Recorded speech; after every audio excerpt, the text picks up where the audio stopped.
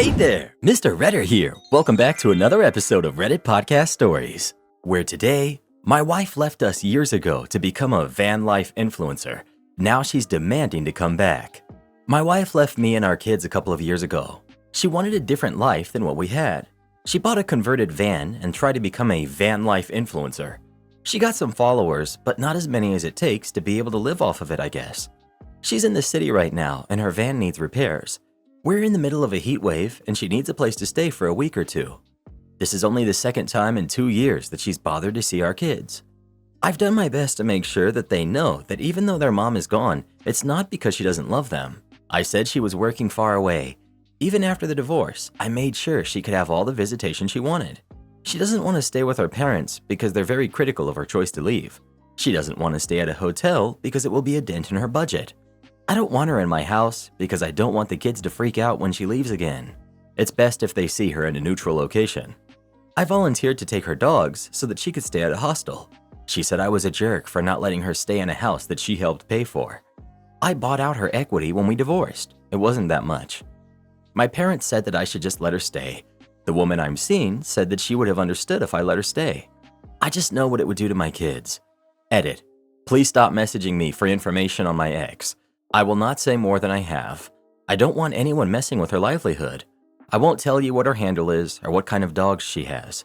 I have a good life without her and my kids are doing okay. Thank you for your concern. Not the jerk. You're being the best parent you can. She just up and left her family. She has no right to impose on you now. She's not there to see them. She needs a cheap place to crash. It might be tough for your kids to have her leave them again, and it's just not worth it for you or them. You bought her out, and she used that equity to pursue her new life. She doesn't want to stay with her parents? Too bad. Dent her budget? Then where's the child support?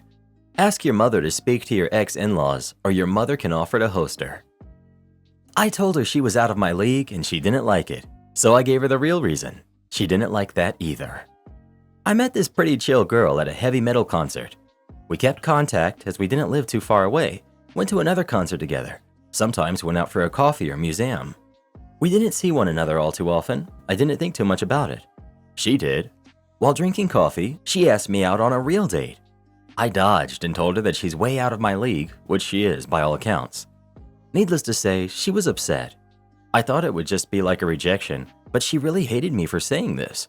She was angry, not so much at me, but at how she got that answer many times over. How she wondered if it really was that, or if it was just a convenient thing to say to avoid the real reason, and so on. She seemed actually quite hurt, so I listened and didn't make any jokes. I just let her get it off her chest. Then she asked again if that's really what I thought. Now, I do think she's out of my league, but behind that, there's another reason on top of it. I've never had a partner. Never was any good at this kind of stuff, despite the whole self-improvement thing and traveling and so on. I was never much more than the odd one out who could make people laugh, but who was ignored. Why she didn't ignore me like everyone else did is beyond me.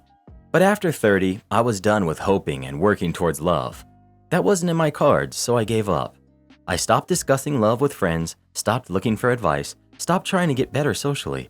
I stopped thinking about it to the best I could. I lived my life, and life would be lived alone, and that was it. It helped me get my footing again. It helped me find happiness. I'm 33. I'm not about to start dating now for the first time when I'm lagging years behind. I'm not starting with the whole trying, find out about how you handle relationships and what you want in them, and stumble around with everything while people around me are sending their kids to school and getting divorced and married again while I have the maturity of an 18-year-old in the matter. That ship has sailed. It's like I wasn't worth a thing in love before, and now, years later, I'm enough for people to settle for long after people are done with the exploring stuff and settling down. Feels like long-winded pity of sorts. As long as I'm happy, I'm good with being alone. And opening a can of worms like this seems like a good way to put a dent in my happiness. I told her that more or less. She didn't like that either.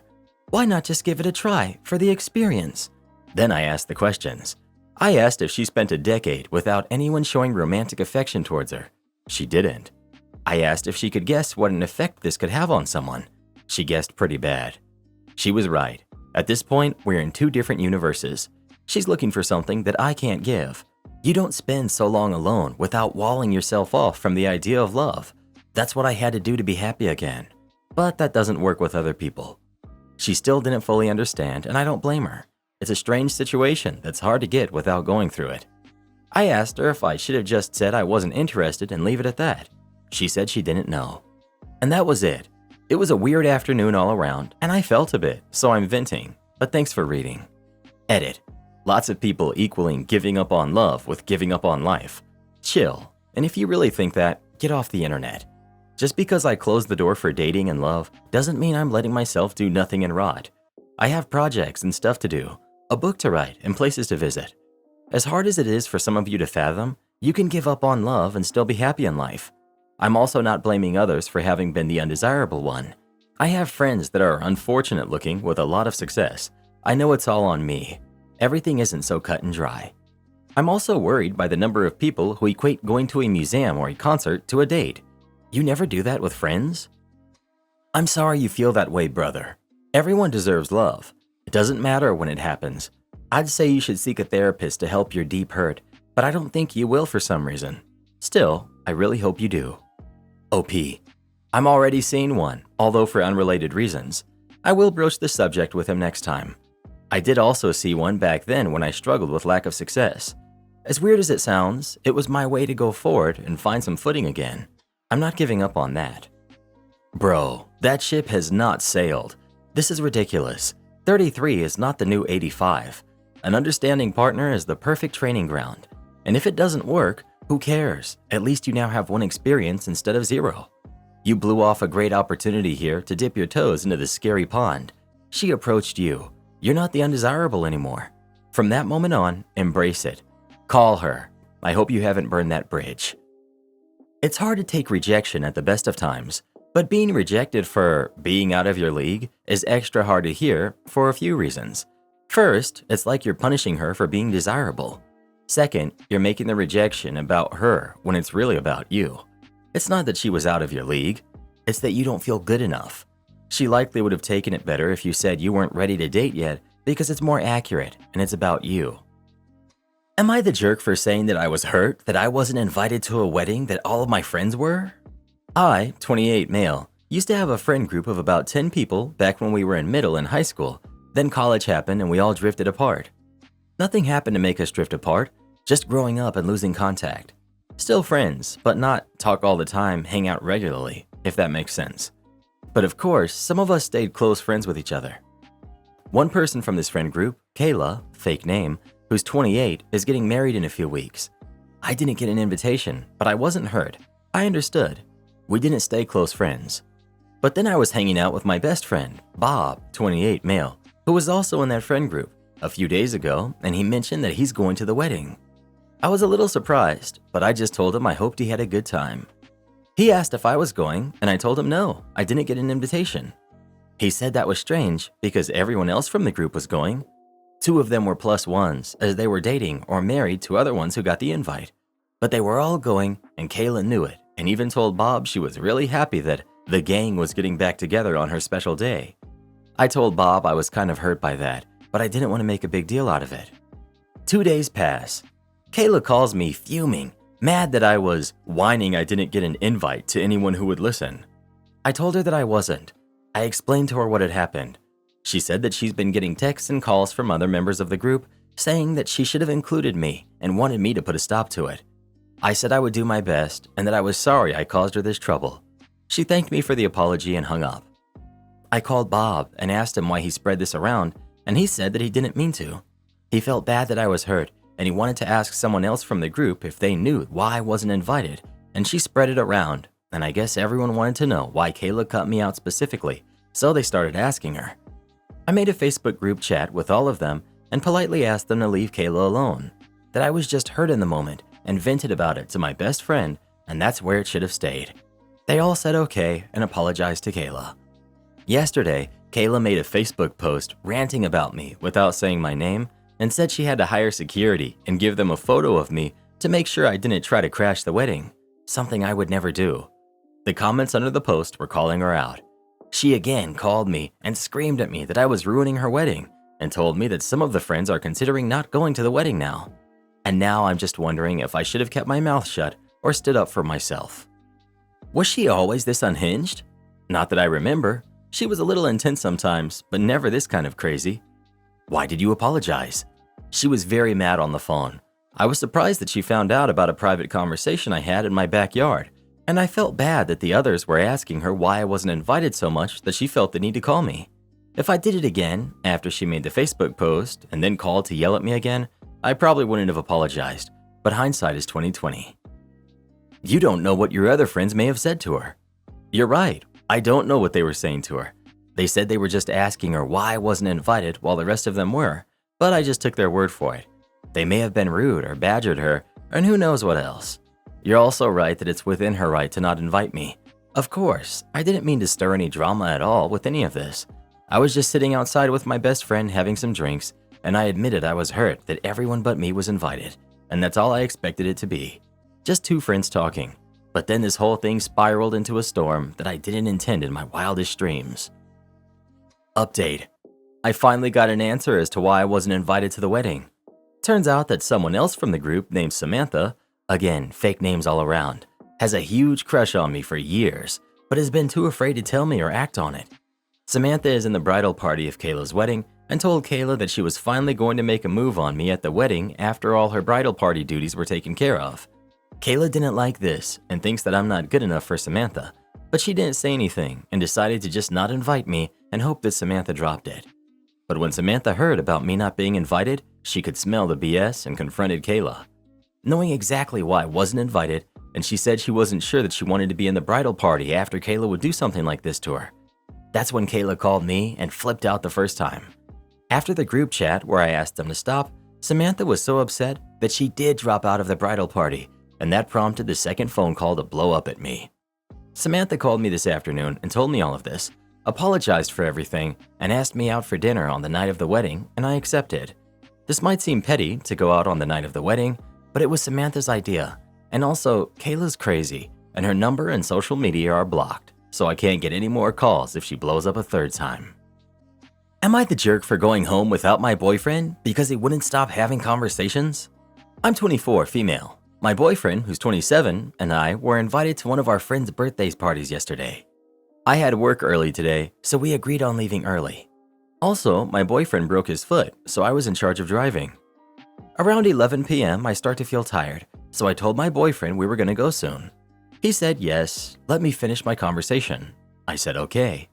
After 5 minutes of waiting, I tell him again that I was tired, so we had to leave. He told me to wait 5 more minutes. But those 5 minutes quickly turned into 10, those 10 into 20, and 20 into 30. At this point, I was getting angry because he already promised me we'd leave early, but it was now close to midnight and he was still talking. I go to him again and tell him that if he's having fun and wants to stay, then I can ask his sister to drive him home as it's on our way. He said no and that he was coming. I told him that I was really tired and would leave without him if he wasn't there in 5 minutes. He said he'd be there. It's without surprise that after 5 minutes, he was still not there, but was having another conversation with someone else. I go to him one last time and tell him I'm leaving. I guess he didn't hear me because he didn't react. Before leaving, I go to his sister and ask if she can drive him home. She said that she would. I thanked her and I left. My boyfriend called me 10 minutes after to ask where I was.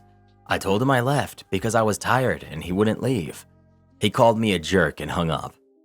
He texted me right after and told me that I was a jerk for leaving without him, that he was just talking with his friends, and that it wouldn't have hurt me to wait a little longer.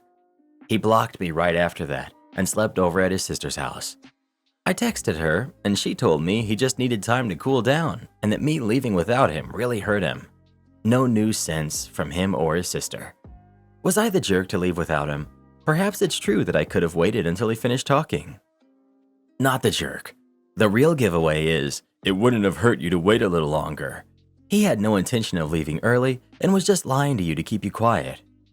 Not the jerk. You were clear and reasonable with your boyfriend about your need to leave. He was being disrespectful and selfish by ignoring you and continuing to talk with his friends. He also broke his promise to you and lied about coming soon. You did nothing wrong by leaving without him, especially since you arranged for his sister to drive him home. He owes you an apology. I found out my wife has a bank account that she's been keeping from me.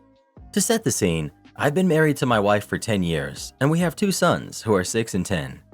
I work full-time, and my wife is a stay-at-home mom. Our eldest is in school and our youngest is at home with her during the day. Financially, we do okay. There's no issue putting food on the table and paying bills, but we're not going on overseas holidays every year. Last night, I was looking at our joint bank account on the internet and I noticed an unexpected transfer, about $100, so not huge. I thought this was odd and looked through the transaction history and saw that there's quite a few transfers to this account.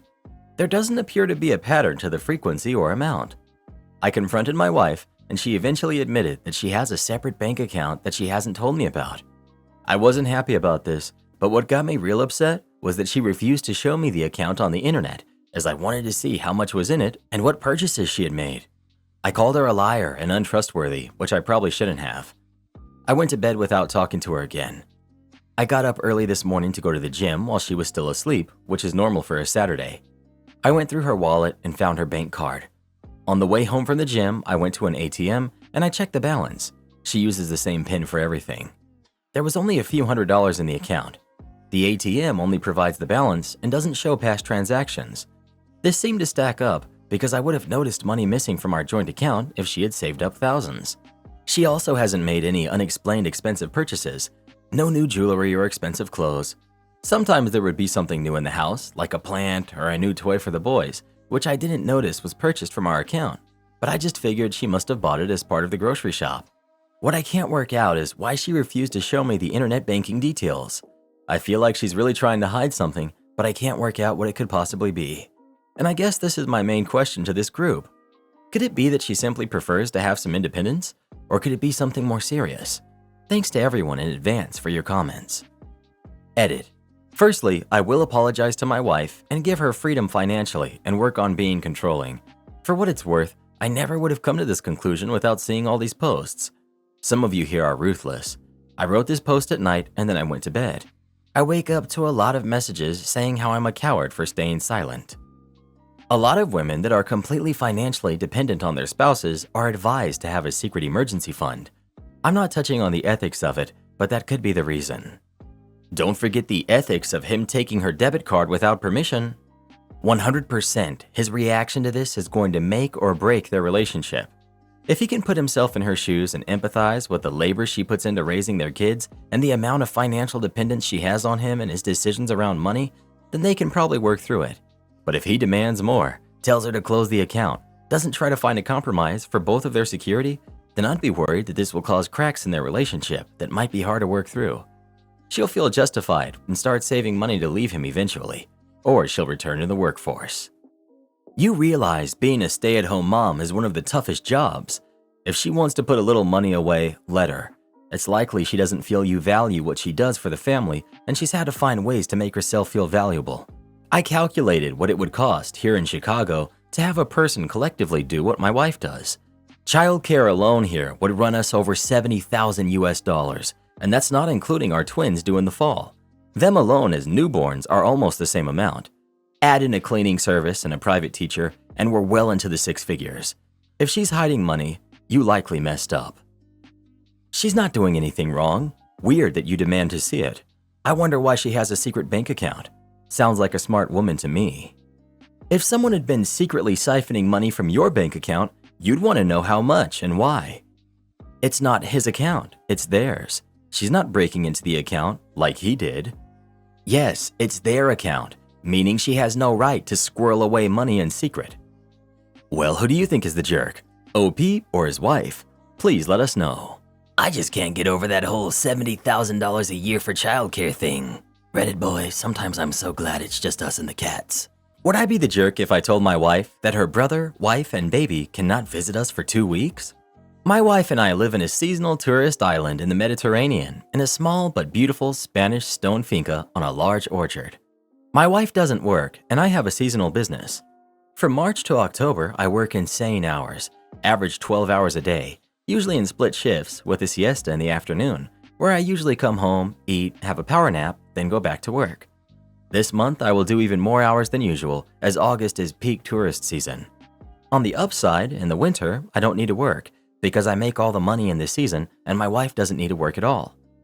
Due to my unusual schedule, and after my own family came to visit for 2 long weeks 4 years ago, I decided that having guests in our house for more than a week is just too much during the season. During the winter, I'm fine with it. My workload, plus having people staying that are on vacation, is just too much for me. I need my downtime or I burn out. A week I enjoy, but any more, I start getting frustrated and need my personal space back. My wife has some friends coming to stay the first week of September for 4 nights, and I'm really looking forward to it. I know these girls, and they're great fun, our kind of people, no problem. The other night, my wife said that her brother, his wife, and their toddler will come and stay the last 2 weeks of September, and I was a bit confused, as we had discussed our maximum 1-week strategy many times before. I said that I'd love to have them for a week, and reminded my wife that we already have guests a week before that. My wife starts to get upset with me and says 10 days. I remind her that they also have an 18-month-old. Our house is far from child-friendly. We're child-free, and that it will just be too much for me right at the end of the season.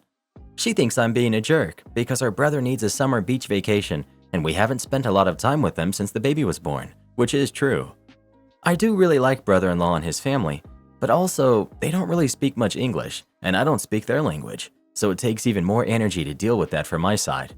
So Reddit, would I be the jerk for enforcing the 1-week stay rule, or should I cave and keep the peace to my own detriment? My wife is pretty upset with me about it. Bring on the judgment. You would not be the jerk. It's unfair of your wife to back out of your very reasonable agreement. She wants to prioritize her brother and his family over your needs and your previous agreement. Could you suggest that her brother still come, but not stay at your house? Or only stay at your house for a few days? Of course, this would be more expensive for him, but would allow him to vacation and for her to spend time with him and his family while still respecting your agreement and needs. Am I the jerk for hurting my friend's feelings at her engagement party? I never wanted kids, and neither did my husband. But life happened, and now we care for our 2 little nephews, who are 5-year-old twins. It was an easy decision for both of us. I'm not saying I regret anything, but it's not easy, especially with what they've been through. Many of our friends, many who are child-free, have been great. They're especially understanding to the fact that though we didn't give birth to them, we're now their parents, and the kids are our first priority. They also understand that we can't hire babysitters or ask anyone else to watch the kids due to several reasons. We had to skip one wedding, and another couple allowed us to bring the boys to their originally child-free wedding. Both couples were happy, and there are no hard feelings between us. Now another friend is getting married, and she knows what's up as well. When we declined her invitation to her engagement party that would just be adults due to alcohol and other kinds of adult activities, she called me and begged me to come. I said I'd do my best. My husband and I decided that he would watch the kids on his own while I went. While I was getting ready, the boys were watching me and they started to cry because they realized I was going out. This caused me to be late. I apologized to her, and while she said it was okay, I could tell that she was slightly hurt. Regardless, I tried to have a good time with her and our other friends. I didn't drink with the rest of them, but she kept trying to get me to. Then my husband texted me a couple of hours in, saying one nephew is refusing to eat and the other is screaming. I stepped outside for 10 minutes to call them, and when the boys calmed down enough, I came back in. At this point, my friend looked angry.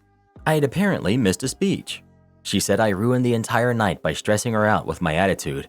She even accused me of thinking I was better than her because I'm a parent now and she isn't. I told her that's not true, and I didn't mean to ruin her night, but I'm sorry. She told me to buzz off and said something like, "It's a few hours. Those kids don't have to be on your mind all the time." And I was just going to leave, but I felt so insulted. I told her that she can't put her night being ruined on me, and I'm sorry she had a terrible night because I didn't drink and because I refused to forget about my kids for a couple hours. But her feelings being hurt is not my responsibility, and she can figure it out for herself.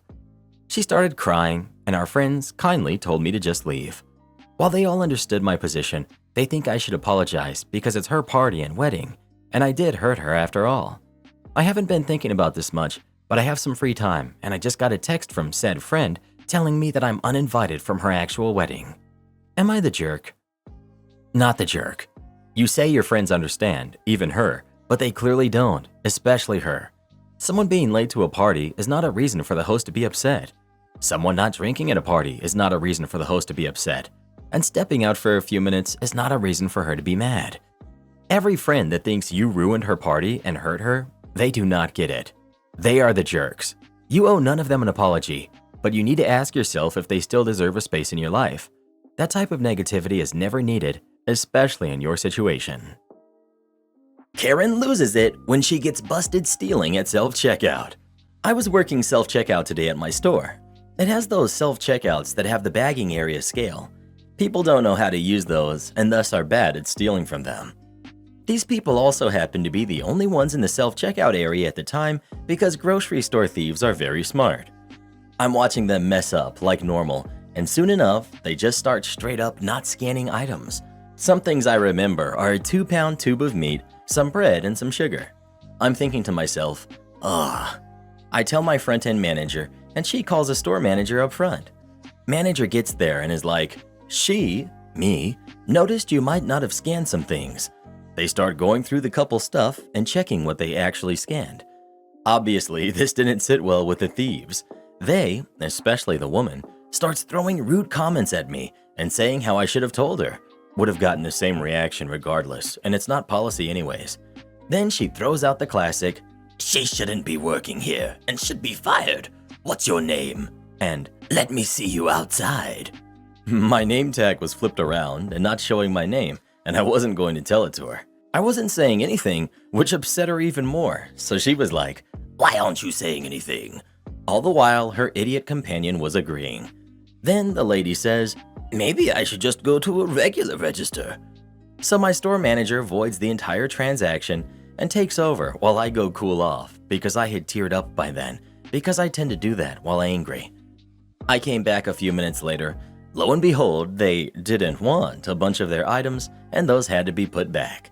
Gotta love the reactions of thieves when caught. If you're going to steal, be smart about it. Am I the jerk for being upset that my wealthy boyfriend got me a cheap gift? I'm 21, female, and my boyfriend, who's also 21, comes from a wealthy family, and I come from a middle-class family. His family went on a cruise, and all the siblings and their significant others came along. I was happy to be there and very grateful that his parents invited me. At one point, everyone was sitting down together and my boyfriend started bringing out gifts. His parents and siblings and their significant others got things like watches, dresses, fine wines, and other clearly expensive things. When he got to me, he gave me one of those plastic bracelets with their company name on it. You can get those at the company's main headquarters for free. I was a little taken aback and a little embarrassed, but didn't want to be rude. Everyone was kind of looking at me in a way that they were both amused and also pitiful. I didn't want to complain, so I said thanks and moved on. When we got inside, I asked my boyfriend what that was about, and he told me to be grateful and stop complaining because he always gets me nice gifts, which is true. I just stopped pushing it because I felt like I was being selfish there, and he did have a point. I feel like what he did was very degrading. He could have gotten me no gift at all, and that would have been less humiliating. I feel bad for feeling this way, but he's also been mindful, and I don't understand why he did that. It made me feel cheap in front of everyone. I don't know. Am I the jerk for feeling this way and even bringing it up? Edit to address some of the commonly asked questions. We've been dating for 2 years. His family and I get along very well. His family paid for the cruise for everyone. Edit 2. So, someone pointed out that it's actually called a yacht and not a cruise. It's his family's yacht, and his parents paid for us, meaning they paid for the chefs, butlers, plane tickets, etc. to come out to that place. I didn't know there was a difference. Minor detail, but yeah.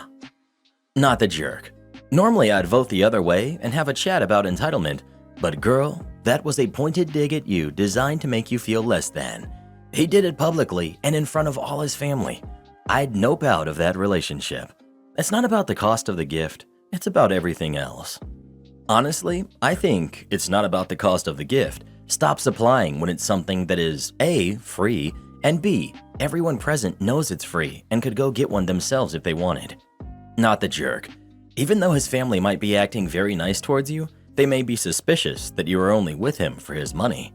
So this might have been a test and/or a way of him proving to them that you don't care about material things. Well, who do you think is the jerk? OP or her boyfriend? Please let us know. If you pulled that crap on me, Reddit boy, you don't even want to know what I'd do to you. We have an open door policy. The front door is always open if you don't like it here. This happened about a decade ago when I first started looking to leave the bank I was then working for. I felt I had hit my ceiling there, plus I couldn't stand the daily commute to the office. So I started looking for roles in my area of expertise closer to home and found one for a local medium-sized building society. I applied immediately. Coming from a Big Four bank, I spoke bankese like the veteran I was.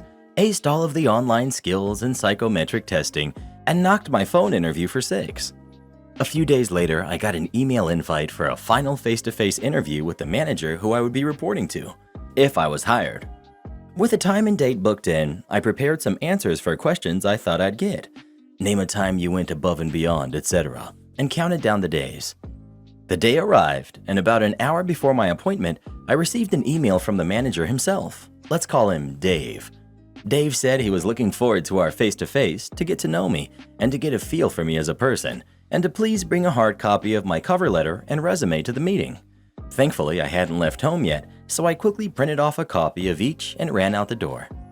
I got to the head office at the building society, let the receptionist know I was there to have an interview with Dave. About 5 minutes later, Dave appeared, all smiles, shook my hand, and ushered me into his office. After exchanging a few pleasantries, Dave asked me if I had any questions before we began. A mentor of mine at the time told me that if presented with an opportunity to ask questions in an interview, a good go-to question is, what's the work culture like here between reporting lines? Do you have an open door policy if people have questions or need help? So I asked that. Dave seemed to take a moment before responding. We have an open door policy. The front door is always open if you don't like it here, before laughing. In that moment, I kind of didn't know what to do, so I laughed as well, thinking it might have just been his sense of humor. Before I could ask anything else, let alone a clarifying question, Dave asked me for my cover letter and resume. I passed them over to him, and he started flicking through the pages. He then asked me a question I was expecting. Can you tell me a time where you went above and beyond to achieve a goal? I gave an answer. Dave's face didn't change as he nodded and kept fiddling with my cover letter and resume. Dave then asked me another question. Give me an example of a time you had conflicting priorities from different stakeholders. How did you prioritize and resolve the conflict? I began to answer as Dave swung his chair to his left and fed my cover letter into a shredder next to his desk before looking back at me. I was kind of shocked.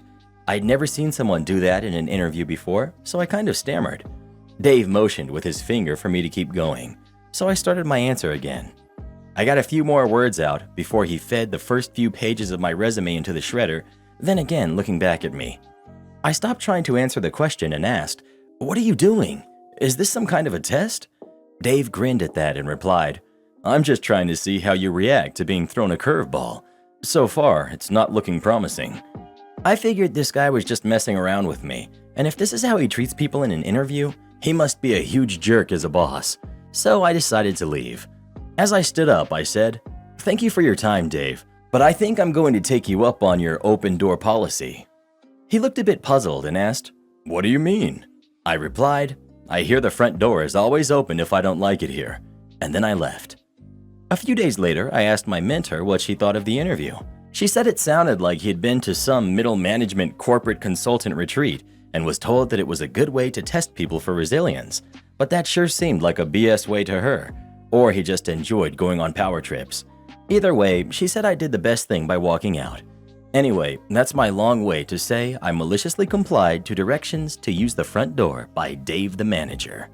My Karen coworker demands I date her loser son. I, 20 female, just started working at a new job a few weeks ago. Everything has been smooth sailing with my coworkers. They're all fun and cool people until yesterday. For a little context before I get into it, my assistant manager, Sherry, who's 45, has a son, Travis, who's 19. When I first started working and I met her, the topic of relationships came up, and she asked if I was single. I told her yes. I got out of a long-term relationship this past July, and I'm thinking about jumping back into the dating pool. She told me her son was around my age, and that we would probably like each other, and asked if I'd be interested. I told her to let me think about it, and I'd get back to her. That was about 6 weeks ago. A couple weeks ago, I decided that going on a couple first dates or outings with new people couldn't be too bad of an idea. So I told Sherry to let Travis know I was interested if he wanted to meet for coffee or something and test the waters, but that I probably wouldn't be free until just after the new year because I'm busy with work and personal and family stuff. She said that sounded fine, and then yesterday happened. Sherry was talking in the back room with two of my other coworkers who are also moms about their kids.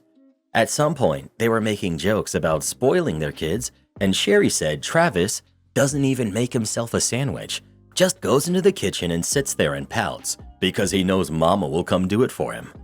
I rarely use this term, but I absolutely felt icked out by that.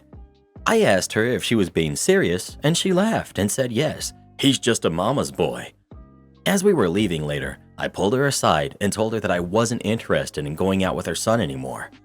After she pressed me about why several times, I admitted that the sandwich thing really rubbed me the wrong way and that I would never go out with a man who seemed so dependent or unwilling to do things himself. Sherry got upset and told me I'm not a mom and don't know what I'm talking about, and that surely I expect my parents to still do things for me, and stormed off. I'm getting off my break here in a minute, and she hasn't spoken to me all day, and I'm wondering if I'm in the wrong here. Was I the jerk? Edit. Thank you to everyone so far who has provided their feedback. I just got home from work a few minutes ago, and I've been trying to read through all of the comments and answer any questions or provide any needed clarification. I completely agree with all of you that said I shouldn't have agreed in the first place.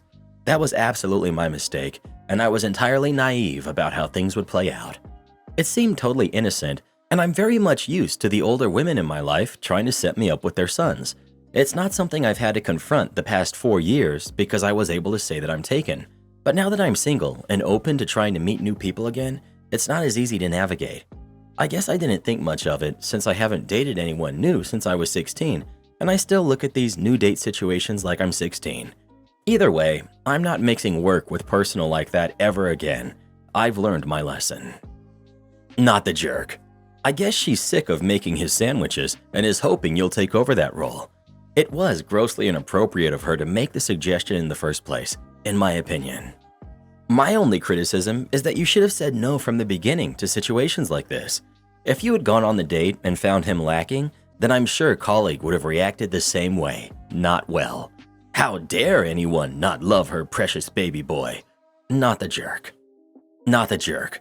But the next time, tell the people who want to make you a blind date with a friend or a relative, thanks, but I don't mix work with personal. Or, thanks, but if things don't work out, I don't want to put you in that uncomfortable position. Well, who do you think is the jerk? OP or Sherry? Please let us know.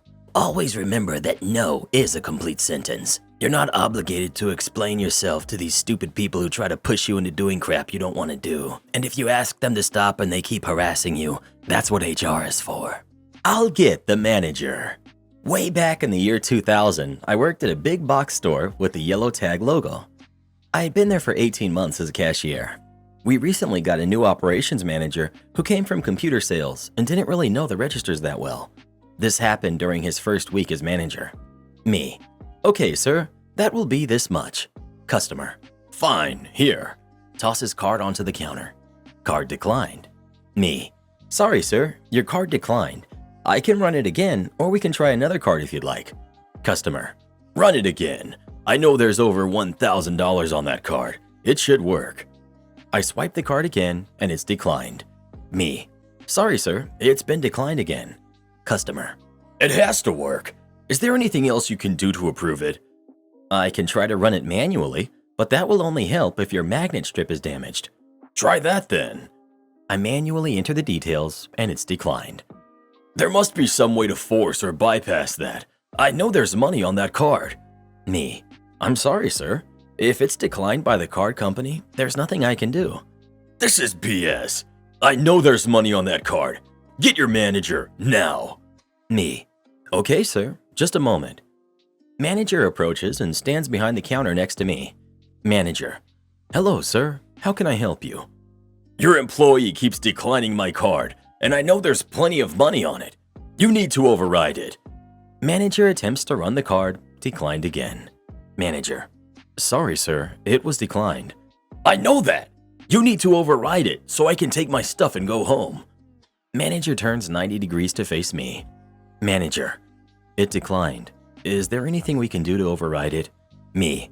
No, sir. That decline is from the card company. There's nothing else that we can do.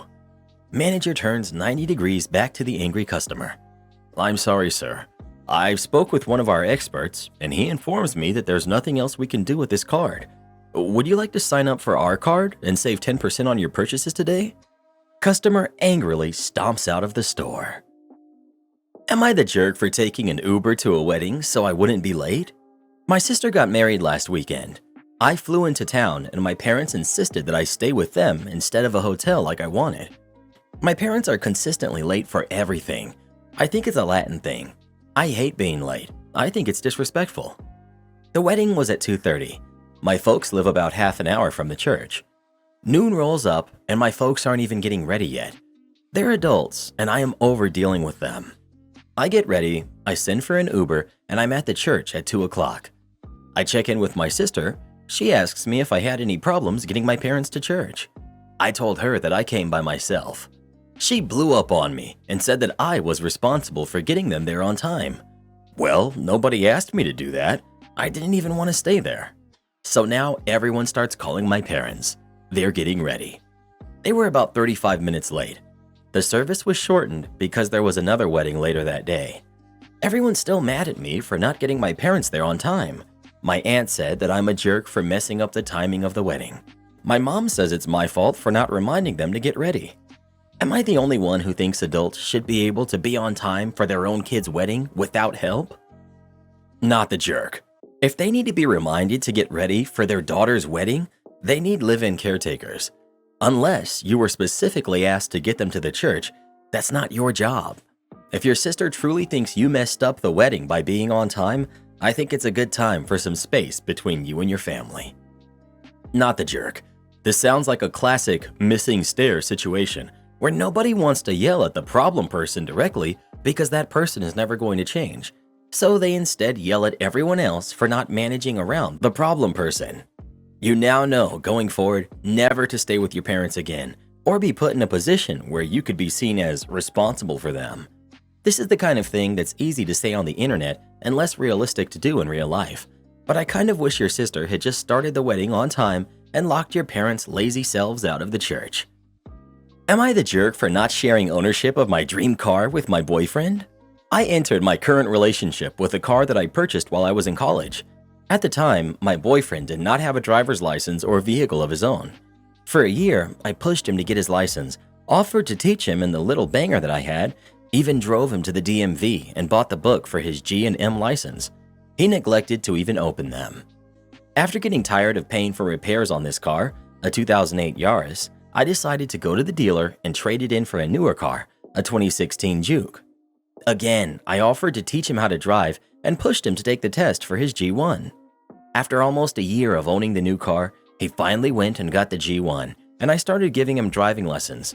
But after a year, I got a job making far more money than I had been, and had also saved multiple years worth of tax returns to be able to put a down payment on the car of my dreams, a 2-door Wrangler for off-roading.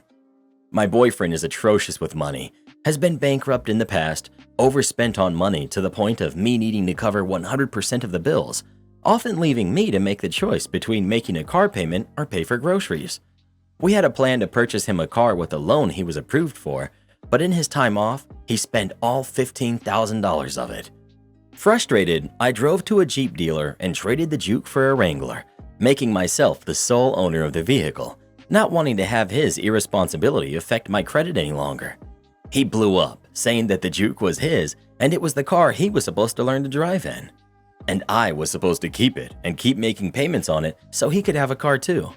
Angry, I told him he wasn't allowed to drive the Wrangler, mostly because he is very neglectful on the road, and I had upgraded to steel front and rear bumpers and didn't want to hurt someone. I made him borrow a friend's accent to learn and get his G2. I feel like the jerk for not including him on the purchase or allowing him to use it when we are in a relationship, but felt my financial responsibility deserved to be rewarded and protected. You need to dump him. He's entitled, completely untrustworthy with money, mooching off of you shamelessly, and too incompetent to drive. Not the jerk, but why are you still with him? Can you seriously see a future with this person? Not the jerk, but girl, sharing ownership of the Wrangler is the least of your problems. To sum up, your boyfriend is unable to accomplish the basics, such as getting his license, unless pushed and prodded and promised to benefit from a free car to drive. Capable of blowing $15,000 on random shopping and generally atrocious with money. Entitled and already seeing your earnings as his car.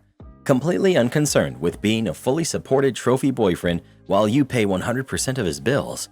He already went through a bankruptcy and didn't learn anything. Do you want to spell out what the future holds for you? Don't be a jerk to yourself.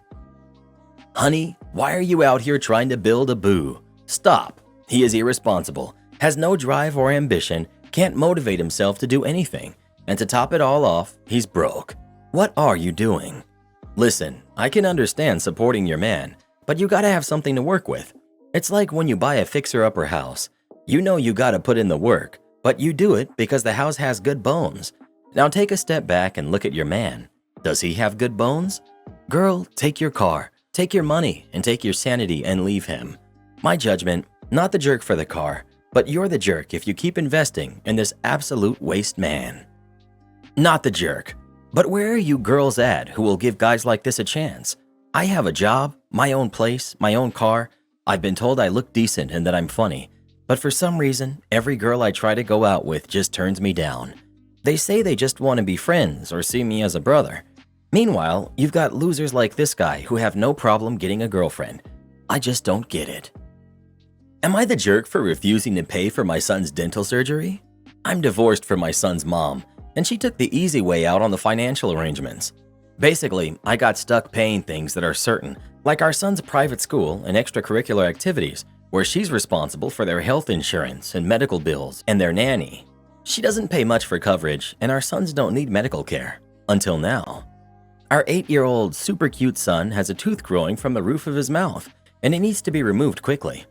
It's not a simple procedure, but he needs to be put under anesthesia, and we have to go to a pediatric oral surgeon. We eventually found a very good pediatric oral surgeon, and it's going to come out to be $3,000. It cost that much because dental insurance doesn't cover much, and an anesthesiologist is expensive. It had to be paid in half for an appointment and half the day of the appointment. My ex asked me if I was going half. I said no. This bill is your problem, not mine. This is what you wanted, remember?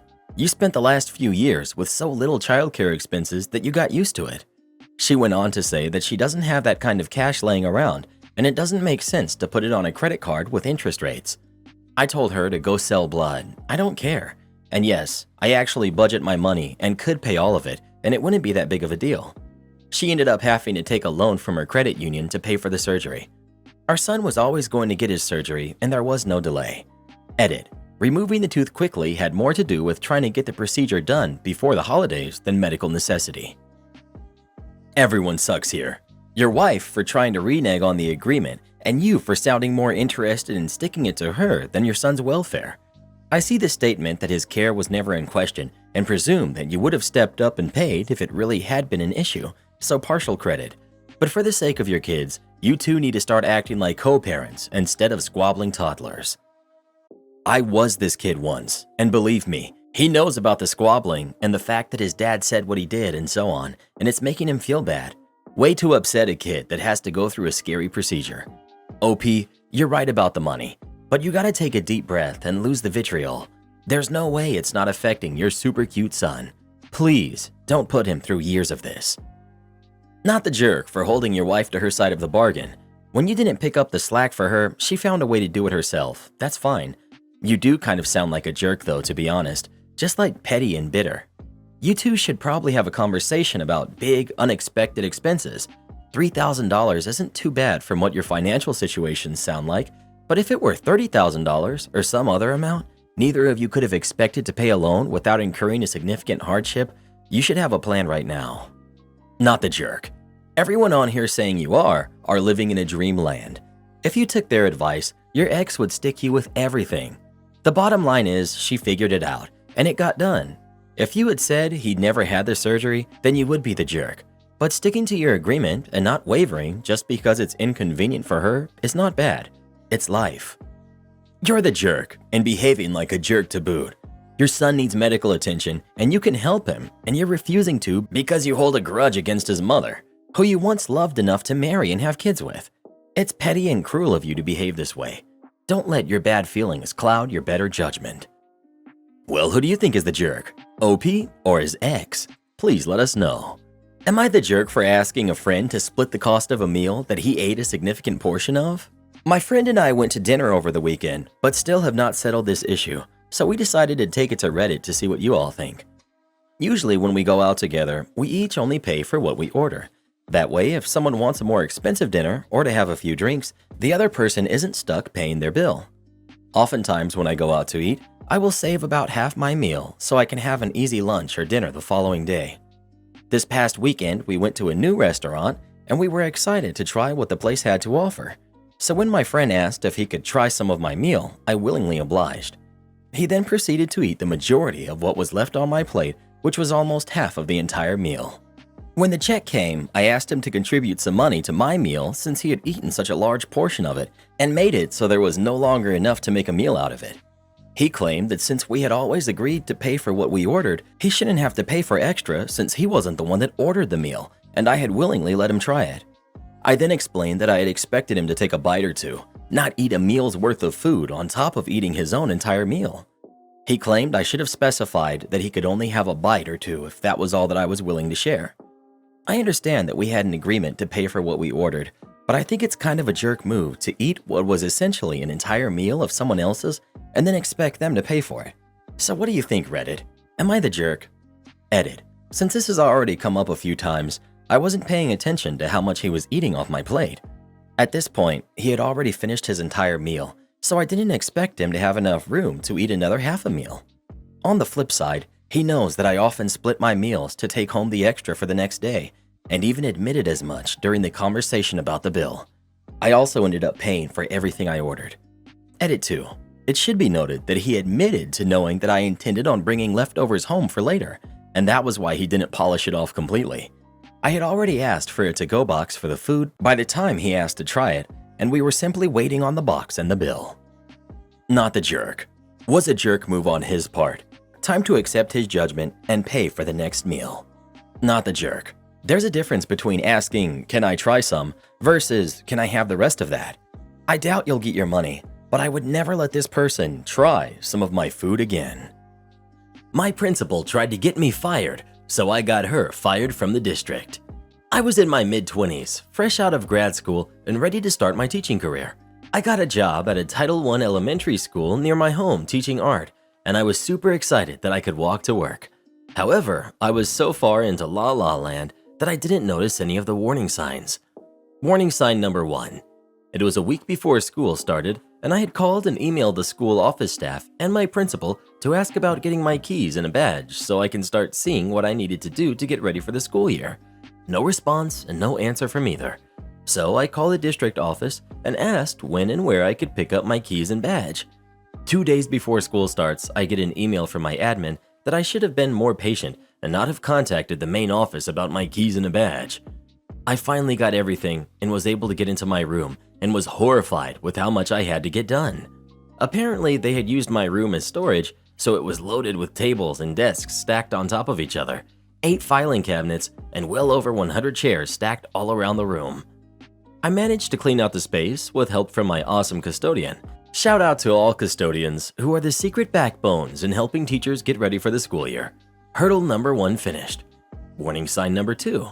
It's now the day of classes starting, and I haven't been informed of what the schedules are, as in which days I see certain classes and when. So I email my principal again, asking what the schedule looks like and if there is a digital document that I can print out. I get an email back a few minutes later telling me to stop pressuring and bullying her. I replied, "Sorry if I was making her feel that way, but it would be nice to know what classes I had and when." This leads to warning sign number 3. It's 8:10 a.m., not 10 minutes after school started, and I finally get my schedule, only to find out that I have 2 classes at the same time. Note, my school isn't huge, but we still had 14 classes serving kinder through 6th graders, so I was having at least 46 kids in one classroom by myself. Moreover, I had 7 45-minute periods a day and saw every class every day of the week, with only a 30-minute lunch. My lunch was when I was on lunch duty. I asked my principal if there was any way we could adjust the schedule so I had time to plan and get the classroom ready for the next class and wouldn't lose instruction time getting things ready as the new class was coming in. I got yelled at by her with a class waiting outside saying it was my first year teaching and I didn't know what I needed and needed to just deal with it. Well, I decided not to just deal with it, and I read the teacher's contract for the district. Come to find out, we had a section about classroom size. It stipulated that if you had a class over 30 students, you get to have an educational assistant to help you with the class. I brought this up with my principal after a month and a half of struggling and was, you guessed it, denied and told that there was no money in the budget and I would have to make do without it or quit. Mind you, I am stubborn and determined to make things work with what little I have. But things were rough. In order to prep and plan everything for the next day, make meaningful grades, keep up with referrals, and keep in contact with families, I was having to be at the school from 6 a.m.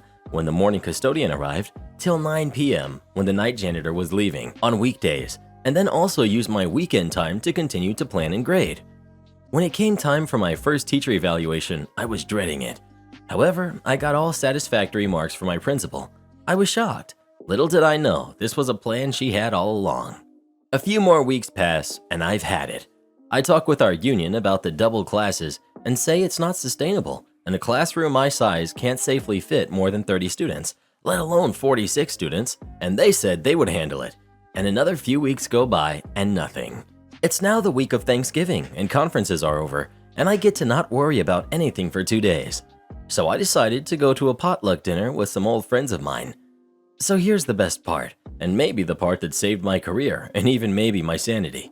I was talking with an old acquaintance and his new husband about what teaching job I landed and how the school year was going.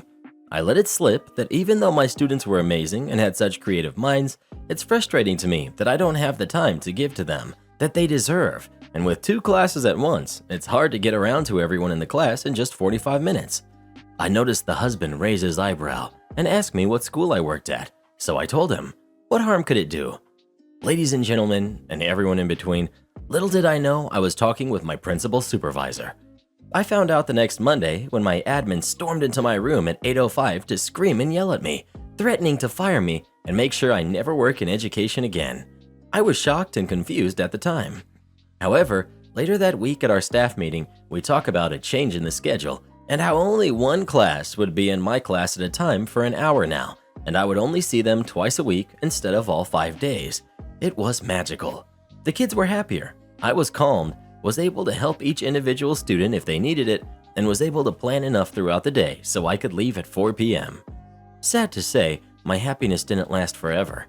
I noticed my principal stalking my room and coming in non-stop to observe me. It was awkward. I also had a few of my very extroverted students come in quiet and unable to focus on work. But when I asked them if everything was okay, they would burst into tears and say, "I don't want you to go." Being confused, my response was always, "Oh, don't worry, I have absolutely no intentions of going anywhere. You are all the best students a teacher could ever ask for," which would cheer them up for a while, but then they would come in next week, be upset again. It all clicked when the day before we left for Christmas break, my principal came into my room with one of her minions, who was our building union representative, to tell me I was being put on a teacher support plan. This plan was to evaluate whether or not my contract with the district would be up for renewal at the end of the school year. I was shocked, and my union rep just laughed and walked away giggling with our admin. I felt sick and unable to feel any emotion. It wasn't until I got home and read what this plan detailed was I seen red. I had hit my breaking point. This is when I started to formulate a plan of revenge. Some things to note. Our principal liked to come into school whenever they felt like it. She would be anywhere from 7:45 a.m., our actual contract hours, to as late as 9:30 a.m. She once showed up at noon without telling anyone.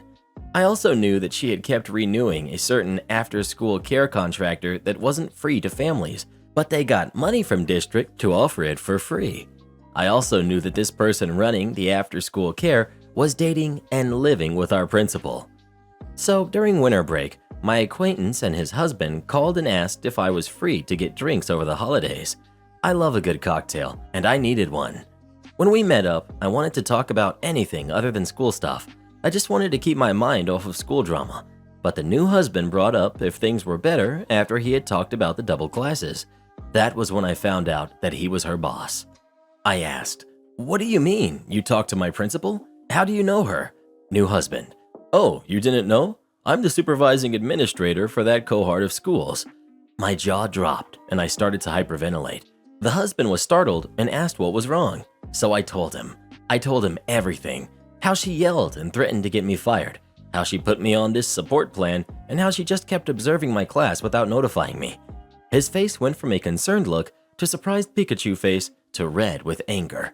He told me, "I really always had a bad vibe from her, and always wondered why there were always so many new teachers at that school every year. What else can you tell me about what's going on?" I hesitated to tell him everything, but my acquaintance told me not to worry. He has seen this look before and that he was on my side. So I told him everything. They both just sat there awestruck, unable to speak about what they were hearing. Anyway, after break is over, I'm dreading coming back to my class, but I don't want to miss seeing my students, so I push on. I'm walking in the hall to my mailbox, and I see a few of my students that had cried and told me that they didn't want me to leave. They ran up and gave me the biggest, longest hug ever, saying, "You're here, you're here." Me, "Of course I am. I wouldn't leave the best students ever, now would I?" Students, "But principal said that you were going to leave us because you didn't want to be here, and we should give you trouble before you left." Me, trying to hold my rage. "Oh, maybe she's talking about how I was leaving to visit family over the break. No need to worry, I'm still here." Yes, y'all, this wretched person tried to purposely make kids misbehave in my class to write me up for not having good rapport with my students. I was beyond livid. So next time I have class with that student, I asked them if they could make a comic book out of the conversation they had with my principal when she told them that I was leaving, and make an ending he wanted. Phase 1 started. Phase 2. I contacted my boss's boss and told him, per my contract, I wanted another admin to accompany my principal's teacher support observations, and I wanted it to be him.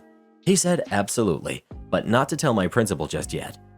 The first day of my observation comes, and she walks in without a notebook or anything to take any sort of notes, looking proud of herself like she's about to get away with firing me. She is shocked and confused when her boss walks in with a laptop and sits next to her and starts typing notes about how I'm doing. She stumbles around and comes to ask me for a notepad to take notes, and I tell her I don't have an extra notepad, but I do have some poster paper. We were making a movie poster of a movie we would star in to go with our comic books, and that I hope you can be better prepared next observation as to not disrupt my class and take time away from their institutional time. Her boss just smirked. Phase 3. I was now calling my new best friend, her boss's boss, whenever she was late getting to school, and he would do a random stop by if he was close. So he was able to document that she was not showing up to work on time and not submitted the paperwork to have it be taken out of her leave minutes. Overall, we get her at least 2 times a week for a solid month. I think he even asked someone from HR to come to our school to see for herself at 9 a.m., and she still wasn't even there. Now time for phase 4, which was my favorite one, getting the parents on board. I first started talking to parents that seemed to always be late picking up their students. I would chat about it, and they said it was hard to get there on time, and they often had to leave early. And when I told them about our aftercare, they would tell me that it cost too much for them. However, I would inform them that since we are a Title I school, that after-school care was free and paid for by the district, and gave her a nifty flyer I made up with the website to fill out the forms and which ones to fill out. This made word spread around to parents paying the contractors directly that it was supposed to be free. And boy, was that a fun PTA meeting to go to. I also made sure the principal knew it was me that informed the parents about that free after-school care program. After this, there were countless investigations at our school, with head administration from the central office stopping by our school, auditors, and our union finally got involved and tried to play the hero/victims of this incident. The outcome. The second half of the year was very chill. My new best friend made sure that my teacher support plan was taken off my teaching record, and my principal was not allowed to do my second term evaluations, nor was she allowed to do any informal observations. The after-school care contractor was fired and taken over by one recommended by the district, and my students were making amazing strides in their posters and comics. At the end of the year, when we were getting our assignments, jobs for next year, my principal made one last attempt to get me to leave and told me our budget doesn't have the funds for an art teacher next year, and that I might want to seek employment elsewhere. I laughed in her face and said, "Nice try. My position is paid for by the state bond and isn't affected by your budget from the district. If there isn't anything else, I'll be leaving now," and walked out. I could hear her slam her desk and start losing it as I closed the door. At the end of the year, I had my one student share his comic book about how the principal told him to give me trouble in class at our school's talent show leaving the already ticked off parents more ticked that an adult would tell a kid to act in such a way. I even think she had a shoe thrown at her when she ran on stage to stop him from finishing the comic. To the surprise of no one, the last day of school, she announced on the intercoms after students had left that she would be resigning from our school to move to a different position where she was needed and that she would miss almost all of us. I came to find out after stalking her on LinkedIn 2 years later that she had to get a job out of the district an hour drive away to get another admin job, but only stayed for a year and then had to step down to teaching English at a different school in another district the next year. And for those of you wondering how my student's comic book ended, well, the art hero rallied the students against the angry principal to make her see the errors of her ways. But the angry principal could not become happy, so she left, and the power of happiness filled the school once again. Finn. Karen X turned my house from a 4-bedroom into a 3-bedroom, so I'm suing her. My ex and I divorced about 15 years ago, and we have shared custody of our daughter. In the divorce, she wanted our house, but I fought hard against it because it's been my family home for 3 generations before I inherited it. In the end, we came to a compromise that was signed off by the judge. Basically, she gets to live in the house rent-free until our daughter turns 18. Then I get it back.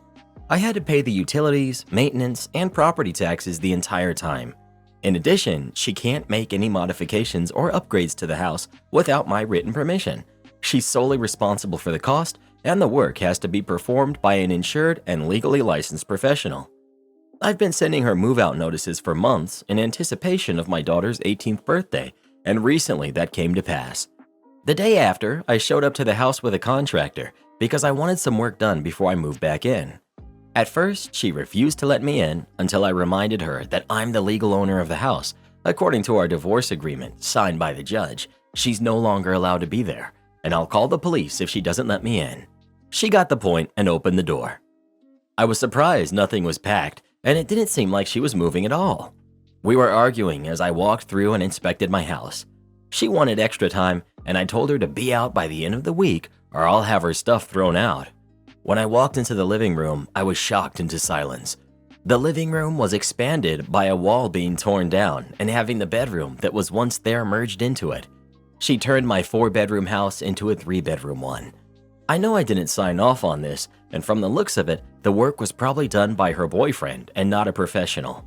I yelled at her and told her I'm going to sue her for everything she has, then I left. She went crying to our daughter and my family, and now everyone is telling me to give her another month to find a place and to not sue her. My daughter is firmly on her mother's side and thinks I'm the jerk for kicking her mother out a couple of weeks before Christmas and suing her. This is why I'm here. I think I'm right, and legally I am right, but my daughter's opinion of me matters to me. Am I the jerk? Edit to answer some questions. 1. My daughter is a freshman in college, and I rent her an apartment near campus where she lives by herself. She has a room in my house, and I assume she will have a room wherever her mother lives. 2. My ex fought for the house and had a chance of winning, even though we had shared custody because I make much more than her. I offered her the compromise, and she took it because her attorney told her it was a good deal and there's an equal chance I could win, which would leave her without a house. 3. My relationship with my daughter is good.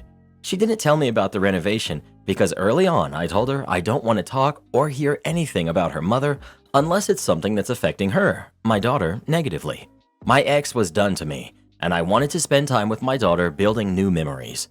Edit to answer more questions. My daughter is a wonderful girl, and I couldn't ask for a better daughter. She has a big heart and cares about her mother. I've made it a point to never talk about her mother since the divorce, so I'm sure she doesn't fully understand our situation. I plan to talk to her. 2. I inherited the house during our marriage, and since we were still in the honeymoon phase, I placed her name on the deed. After that, I remortgaged the house twice, once to get a better rate and once for money we needed. All of this led to my attorney advising that I compromise. He said there's a real risk of losing the house, so I compromised. I don't know where you live and the worth of your house, but where I live, there's a huge price difference between a 3-bedroom house and a 4-bedroom one. Your ex's actions caused you to lose tens, if not $100,000. Not the jerk, and sue her. She's had 15 years to find an alternative accommodation. You even sent her reminders. And she violated the agreement by having unauthorized work done?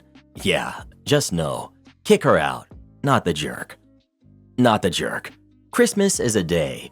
She intentionally messed up the value of your house without your permission, against the judge's orders. Sue her. Well, what do you think? Should OP sue his ex or not? Please let us know. My mother stole $160,000 from me. I, 24 female, found out earlier this year that I was supposed to receive around $160,000 in inheritance money when my father passed away. I found out by looking into a cabinet in our house. I was compelled to do so because my mother acts rich or poor whenever it suits her, plus other strange behavior. I found a letter that was addressed specifically to me from the life insurance company that had my inheritance. All I needed to do was submit some paperwork and they'd give me a check. I'm not sure how, but my mother somehow submitted documents for me and even cashed the check that was in my name. I'm also not sure why she felt entitled to it when she got $500,000 in inheritance herself. When I confronted her about it, she obviously did not take it well. She was very adamant that it's her money, until I informed her that, after I found the documents, I called the life insurance company and received photocopies of the check, the submitted documents, etc. After I told her that, she tried negotiating with me, saying that she can give me $10,000 to start with and then $2,000 every month. I said no. I said she will guilt me into delaying her payments if we go that route. She tells me she will be homeless if I get all the money at once. I eventually make her show me her bank statements. As far as I know, she has around $330,000. In addition, she's been making six figures with her job for the past 3 years. Homeless? Yeah, right. I told her I need a good amount of money if I want to have any chance of moving out. I wanted to move out with my friend, but my mom took way too long to give me any money. I received $50,000 from her. Like a week or so later, she started asking if she could borrow $20,000 for a month. She said that she needs it in her bank account so that the lender can approve of the condo or house she wants to buy. She asked if I would be okay, and I stupidly told her that I'd be getting grants from school too. She then wanted to borrow $20,000 on top of the grant money by passive-aggressively mentioning it whenever she could. A few weeks later, she forced me to go with her to the bank to withdraw $20,000. This was on October 3rd. On November 23rd, I asked her to give me $2,000. I told her it's been almost 2 months and I want a portion of it back via text. She gives me the silent treatment, in text and in person. The next day, I try calling her. She starts crying hysterically, saying, 1. I knew I shouldn't have trusted you with money. 2. What are you doing? Things you shouldn't be? Are you gambling? Why are you so mean? You ruined my holiday. You've ruined my life. You're abnormal. You're just doing this because you're behind in life and you're desperate. You don't have utilities to pay for. I spent so much money on food the past month. I'm not exaggerating when I say I've never told her to buy me food or make me food, but she always uses it as a form of guilt. A couple of days later, we have a 4-hour argument. During this argument, I was so disgusted with her behavior that I told her I want nothing to do with her. A couple of days after that, to my surprise, she comes into my room and asks me to hug her. She starts crying and says that she just suppresses her thoughts and feelings. She says she'll give me $500 now and then $500 on December 22nd. What? I swallowed my anger for a couple of days, but then I could no longer hold it in. I wasn't giving her the silent treatment, but I wasn't looking at her or initiating any form of talking. She notices this and starts asking what's wrong. She goes, "It's the money, isn't it?" And then repeats the same thing she did last time. "Are you gambling? You have no utilities," etc. And again, she made it very clear that she wants to buy a condo or a house. I just can't remember which. I told her I'm mad at her because you told me you needed $20,000 for a month. It's been over 2 months and now you're still not giving it back, so you lied. After this, she started acting like she was about to cry and then she left the house. She then transferred another $500. I haven't talked to her since. It infuriates me that she thinks she's entitled to this money. Why do you need a house? You're getting old and you're single. Secondly, not only was this money only in your account in the first place because you committed fraud, but now I let you borrow money and you're going to treat me like it's an allowance? It's my money legally. Get over it. You already got $500,000 before you took my money. Since I was 18, I've been working minimum wage jobs. She's made it so clear as day that she thinks her needs are way above mine. I don't have utilities. I don't have a career yet, so I'm less important. Even if that's factually true, I'm your kid, and that money is legally mine. Also, I just want to share this example of her behavior that I just remembered. When I was 19, I was working at a tutoring place in addition to a restaurant while taking 16 units in college with no car. I was leaving the house one day to go get a haircut. My mom then asked me, "Where are you going?" I told her I'm going to go get a haircut. She then says, verbatim, "Really? You're supposed to be using that money to help me." That's how entitled she is, like OMG.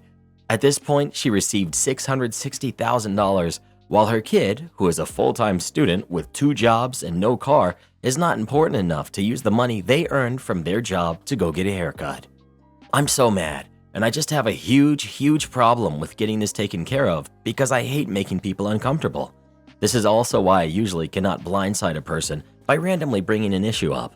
I usually have to text them first, but I'm starting to think that that's never a good idea. Ugh. Get an attorney and sue her.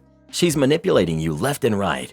And she's falsified documents and stole your money. Press charges. Get a lawyer. Mail fraud, insurance fraud, identity theft. Why are you being miserable for her? She's very likely ruining your credit and aspects of your future. You don't owe her anything. You need to stop this before it's too far. Your mother stole $160,000 from you, and you're worried about making her uncomfortable? She obviously wasn't uncomfortable forging your signature to steal the money. She has the money in her account, and you should demand she repay it in full immediately. She's a crappy person for continuing to manipulate you, and so what if she suddenly can't afford something as a direct consequence of her theft? She should be grateful you haven't retained an attorney and come after her or called the police. Am I the jerk for saying I won't come to Christmas at my in-laws if I can't wear a hat? This is a petty little thing, but maybe you guys can help me know if I was in the wrong. For context, I, 25 female, got married in November. My mother-in-law doesn't really like me, even trying to steal the spotlight at my wedding, but is still overly traditional. At Thanksgiving, I was having a really bad hair day, so I wore a black leather cap, a dressier newsboy style one, which my husband said looked great on me. The holiday was hostile, even more so than prior gatherings I'd been to, and hubby said mother-in-law said it was because I wore a hat, but I know that was just an excuse. I told mother-in-law I wouldn't come to Christmas with them, then blocked her number and Facebook. My husband is trying to keep us both happy since he doesn't like conflict.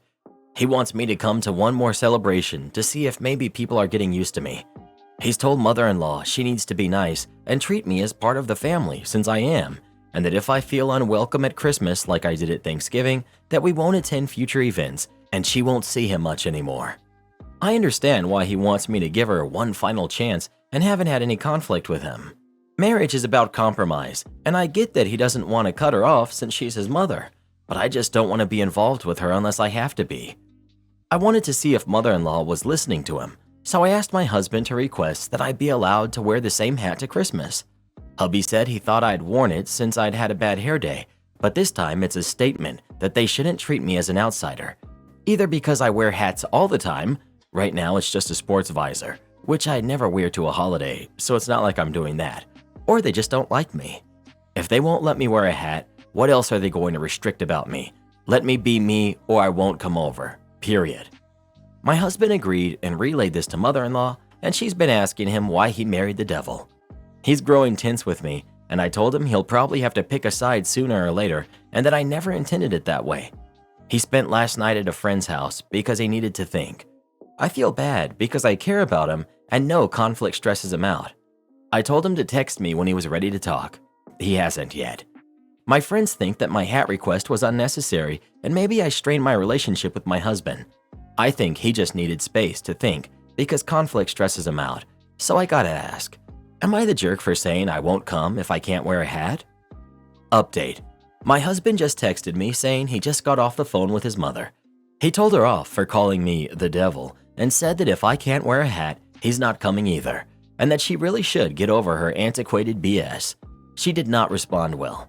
I don't think we're going to Christmas there now, so maybe we'll have a Friendsmas. I don't know. We'll think of something. Everyone sucks here. You took a situation that could have been a first step towards a less contentious relationship with your mother-in-law and made demands which intentionally antagonized her. Of course, you should be able to wear whatever you want, and your mother-in-law is being insane in this situation. But do you want to be right, or do you want peace in your family? You're the jerk. You're literally trying to bait mother-in-law. It's like you want a reaction from her. It's generally considered rude to be wearing a hat indoors or while dining. And bad hair day? It's a family get-together. Seems pretty immature to even be thinking about that. I'd expect it from a teenager maybe, but an adult? You're putting your husband in a crappy situation. What? People are allowed to be self-conscious about their appearance at any age, especially during the holidays when many people they don't typically see will be there and many photos are taken. ETA, y'all coming after me for things unrelated to my comment are annoying. I think OP is petty, but saying grown people aren't allowed to care about their appearance is not like other girls to the max. Rude to wear a hat indoors? Is it still 1950? I disagree about the hat thing. Only old people care about that. The idea that wearing a hat indoors or while eating is rude, at least in the US, has been gone for decades. You're the jerk. Now it just sounds like you're trying to mess with her. Also, a lot of people do consider it rude to wear a hat in your home. Grow up. Wearing a hat inside doesn't make you a jerk. Treating someone like they don't belong because of a hat does, though. Well, who do you think is the jerk? OP or her mother-in-law? Please let us know. When you're a guest in someone's home for the holiday, how hard is it to just honor their simple request of removing a hat? My age may be showing here, but I'm just glad that I was taught to show respect to my elders when I was growing up. Am I the jerk if I tell my guests, family, that I need to be reimbursed for buying, preparing, and cooking Christmas dinner? I'm 21 and have a really close family. We always had Christmas at my grandma's house, but she passed last January, and so there was a lot of discussion as to who would do the dinner. My opinion was it would be best to have one of the younger people do it. That way we can have a long-standing tradition that lasts years.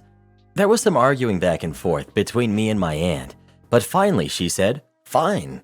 I was kind of thinking my 29-year-old cousin would step up since she has a really nice house and a kitchen, but then she said she would be going to Germany this year.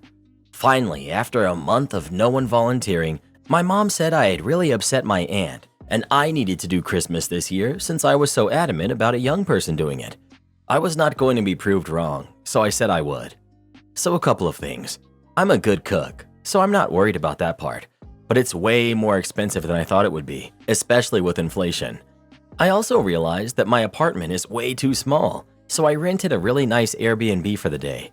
And I had to buy all new dishes, cookware, servingware, table spread, etc.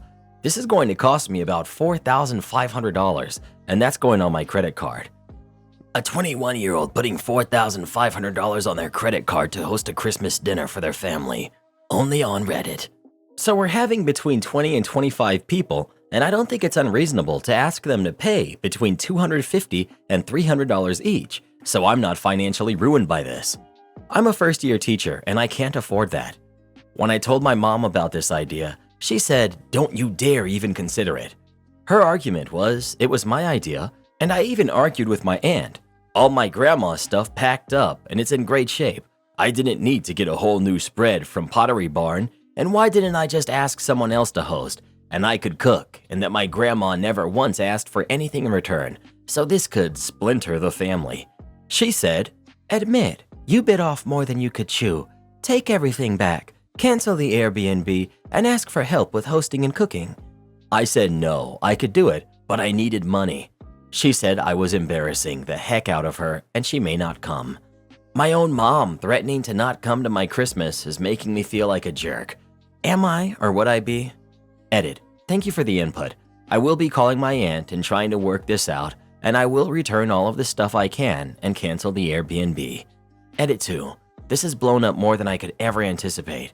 I'll post this and try to read through comments. I talked to my aunt, and she said that she's happy to host and says I can help her with the cooking. She said we need to put on a good face for Christmas, but after the holiday, we need to clear the air because I guess I really hurt her feelings. I've put in a request to cancel the Airbnb, and we'll start returning things to Pottery Barn and Williams-Sonoma. Although it's going to make me very sad because it's such pretty stuff. Thank you for reading. You're the jerk. Every single cost that you listed was a choice you made of your own volition. You're the jerk. Hosting a party does not mean charging your guests hundreds of dollars. Your mother is right that you do not need to buy a new spread, rent an Airbnb, etc. Perhaps you now realize the reason why family holidays are generally hosted by more established members of the family. They tend to have bigger homes for hosting, china sets, and the cash to buy a large meal. Time to swallow your pride and apologize. You're the jerk. You messed around and found out. This is all on you, and you'd be absolutely ridiculous to ask your family members for money to host Christmas. Hosting is hard, exhausting, and expensive. Never take it for granted again, and be a stellar guest going forward. Am I the jerk for refusing to give up my dog for my dad's fiancée and her son? I'm really upset about this right now. I'm 17, female. My parents divorced when I was 12. It was really rough. They pretty much hate each other and still have trouble doing anything together where I'm concerned. I try not to talk about them to each other and just keep things separate. All the fighting and chaos was hard on me and was affecting my mood and schoolwork when it was all going down, so my dad felt bad and let me have a dog to help me feel better. Someone nearby had Malamute puppies, so I picked one up, and his name is Tycho, and he's my best friend. Even on the weeks I'm with my mom, I stop by after school every day to take him to the dog park to play and get his cuddles in. I love this dog. My dad started dating Melanie a few years ago. I don't really connect with her. We're really just different, and she's way too touchy, but she makes my dad happy, so whatever. Her son, Ben, who's 9, is autistic and needs a lot of accommodations. He gets really upset and has meltdowns when things change or are done differently. He's also really scared of Tycho, even though as far as I know, Tycho has never done anything to scare him. He's a really laid-back and well-behaved dog.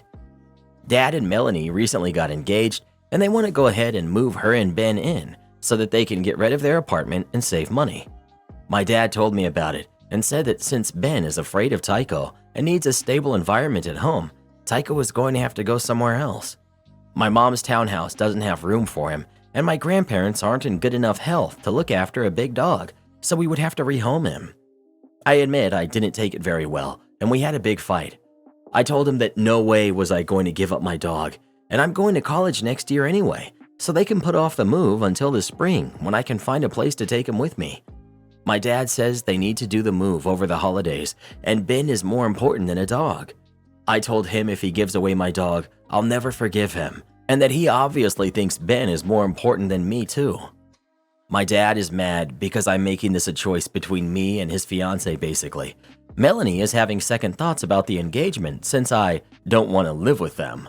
My mom is mad at my dad and they're fighting again, and I'm afraid to leave Tycho alone because he might not be there when I get back. My aunt says I'm being childish and my dad deserves to be happy. Am I the jerk? Edit. I talked to my mom and grandparents after school. I brought Tycho to my mom's place this afternoon, and I'm going to take him to my grandparents tomorrow. I'm going to split time between them and my mom for a while, and my grandparents said that if I go to college nearby, I can live with them while I study to make sure I don't lose my dog. So I'm going to look at maybe doing 2 years at a local college and then transferring to a university later. I haven't told my dad yet, but I will after I get Tycho settled tomorrow. I already went online and made sure his chip information is up to date with all my info and my mom's as a backup. I'd do almost anything to not lose my dog, including just not going to college right now if that's what I have to do. He takes care of me, so I have to take care of him. Not the jerk. Your dad shouldn't have given you a dog to take it away later. However, you also need to be prepared. It isn't easy to find a place to take a large dog. If your plan is to bring him with you, you need to be working and saving money. You will likely need to rent a house or a room in a house where they let you have him, and you'll have vet bills to cover, food, etc. Not the jerk. I usually side with parents, but rehoming your dog because he can't wait 6 months to move his girlfriend into the house seems like he is choosing his girlfriend over his kid, and that's a huge no-no. Melanie's son does have a right to feel safe in his own home, but that does not include forcing you to get rid of your dog. That's just not a legitimate thought to have.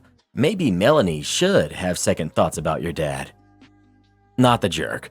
Make it perfectly clear to your dad that if he wants any relationship with you going forward, they need to find a way to make you keeping your dog work. If he unilaterally makes the decision about your dog, Do what you can to track it and the home it's in so that you can get him back when you move out. Then go no contact with your dad. He neither loves nor cares about you, so he doesn't deserve to have you in his life. This is the best advice. Let him know ahead of time that you will never speak to him again if he gives your dog away, and then follow through.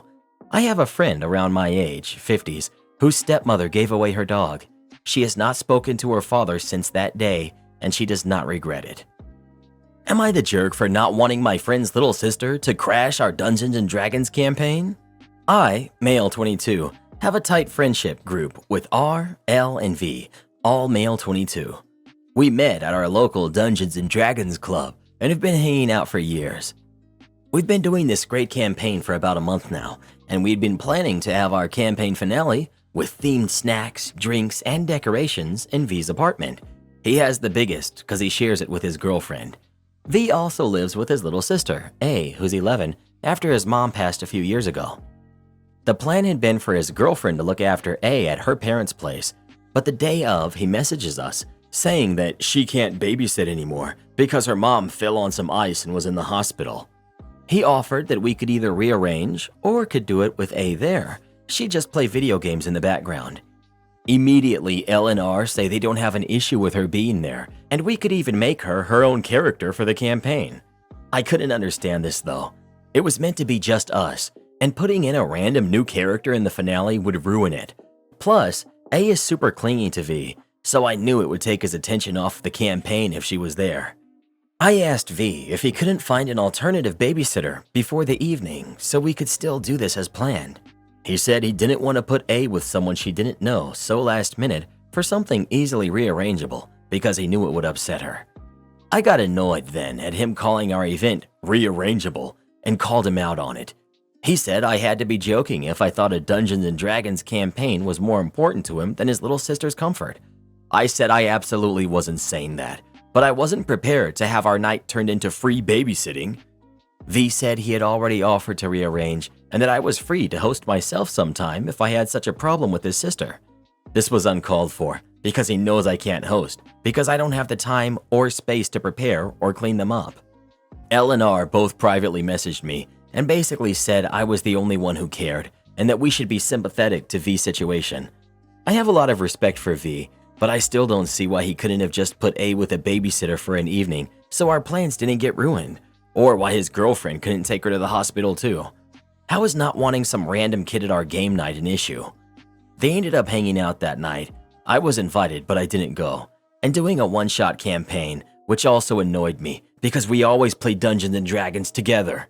My mom thinks I was a jerk because V is raising a kid by himself, but he has money from his inheritance and gets help from girlfriend's family, so he isn't alone. My brothers agree that I'm not the jerk here because V shouldn't baby A so much that he won't even put her with a babysitter. I want some reassurance on this, so I've come here. Am I the jerk? Edit. Okay, I see overwhelmingly I'm being voted the jerk. I'm gonna take some time away from Reddit now because I've started getting threats to think about what happened and then try to talk to V. I definitely don't think I'd been appreciating his role of being that of a parent, not just an older brother, and I need to say sorry. I struggled to make friends in school, and Dungeons & Dragons was one of those ways I made friends, but I think I've been too focused on the game itself rather than the good friends I've been playing with. Hopefully I can mend this with everyone. I was afraid of the change, but ended up making it worse. Once I've thought about what I'm going to say, I'll talk to him and update you. Also, just to add for those confused, 1. My issue was never her joining us or being there. It was really that everyone seemed to reach a consensus on changing the whole plan so last minute. I should have just asked to reschedule. I let my excitement for the event get the better of me and was desperate for it to go ahead as planned. 2. This was the finale of the first arc, which I should have specified. I was attached to it so much after only a month because it's been our best yet, and I was afraid of it being ruined or changing. But like people have said, the whole point of Dungeons & Dragons is change, and no good campaign is made by refusing to accept that. This is happening in her own home? If anyone is crashing by being there, it's you. You're the jerk. Wow, I haven't seen something this entitled in here all week. Yeah, you're the jerk and a big one. First, it's not free babysitting. She lives there in the place you'd be going to visit. Get that part straight. Second, bringing her to the hospital? Really? That was actually one of your solutions? You really need to get over yourself. Look at you throwing a temper tantrum over this and getting mad that they had a one-shot D&D night without you, since you couldn't handle having an 11-year-old around. Goodness. Try role-playing as a caring and understandable friend, and you can easily come to the same conclusion as they did, and the rest of us here on Reddit have. You're the jerk. My girlfriend is demanding I buy her a six-figure car. I, 24 male, am dating a woman who's 26 and will refer to her as A. For some context, I drive a 2019 Nissan GTR. It was my dream car growing up, and I told myself when I made it and made enough to afford it financially and not have it be everything in my bank account. I work a job making close to six figures, and I've learned to invest in stocks and crypto. I've made some good money, but of course, stocks and crypto are never promised and could crumble tomorrow. My girlfriend drives a 2018 BMW M3, and it's a very nice car in good condition with no issues under the hood. The other day, she suggested I should order her a new Tesla for Christmas. The one she wanted before I put work into my car was more than my car had cost. Of course, I'm not saying I don't or won't spend money on her, but she drives a very nice car that I paid for. She pays the insurance and the maintenance and upkeep. That is still a luxury car that drives well. I argued with her that I wasn't going to drop six figures on a car when I'm looking at buying us a house. Yes, even though we're under the dating title, we have extremely strong love for each other. Crap, she has my name tatted on her. Not my idea. And while I love her and I'm always buying her what I think she'd like or tells me that she likes as gifts, I just really think it's financially irresponsible to buy a new car for no reason. She tried insinuating I was being cheap because I spent more money on my car than I did hers, and my car has work done on it. She tried accusing me of not loving her and only giving a hoot about myself. I genuinely don't think I'm the jerk for spending my money that I work for on whatever I'd like. Yes, she works a job that she finds ideal and went to school for and enjoys, and I'm not pocket watching her. Am I the jerk for refusing to buy her a new car? Edit. Just to clarify, when I do math, I automatically factor in taxes because I don't consider it my money. Or when I spend on something, it's not whatever the sticker price is, it's with taxes and fees included in my brain. What I should have specified is that I pull in close to six figures after taxes. My apologies for any miscommunications on my end. Edit 2. Some comments were suggesting I show her this thread. While I thought I was in the wrong, I didn't think I'd get an overwhelming amount of people pretty much in agreement with each other that her actions are like a gold digger. I don't know if it will make her more offended or be the reality check that she needs. Karen divorces me and marries her boss. Huge mistake. I, 47, got divorced from my first wife when I was 29. We had 2 kids and my folks loved them more than anything. My ex-wife wasn't happy with the lifestyle that I could provide. I wasn't making a lot of money, but we weren't in debt or anything. We had good cars and we had just put a down payment on our first home that we could own. Her boss was rich. He was 47 and he could provide luxuries that were out of my reach. She left me for him. I still had to pay child support, but I guess I was lucky that I didn't pay spousal support. I had to work and I couldn't get custody. I got visitation, and my ex made it hard. The kids were young and she manipulated them.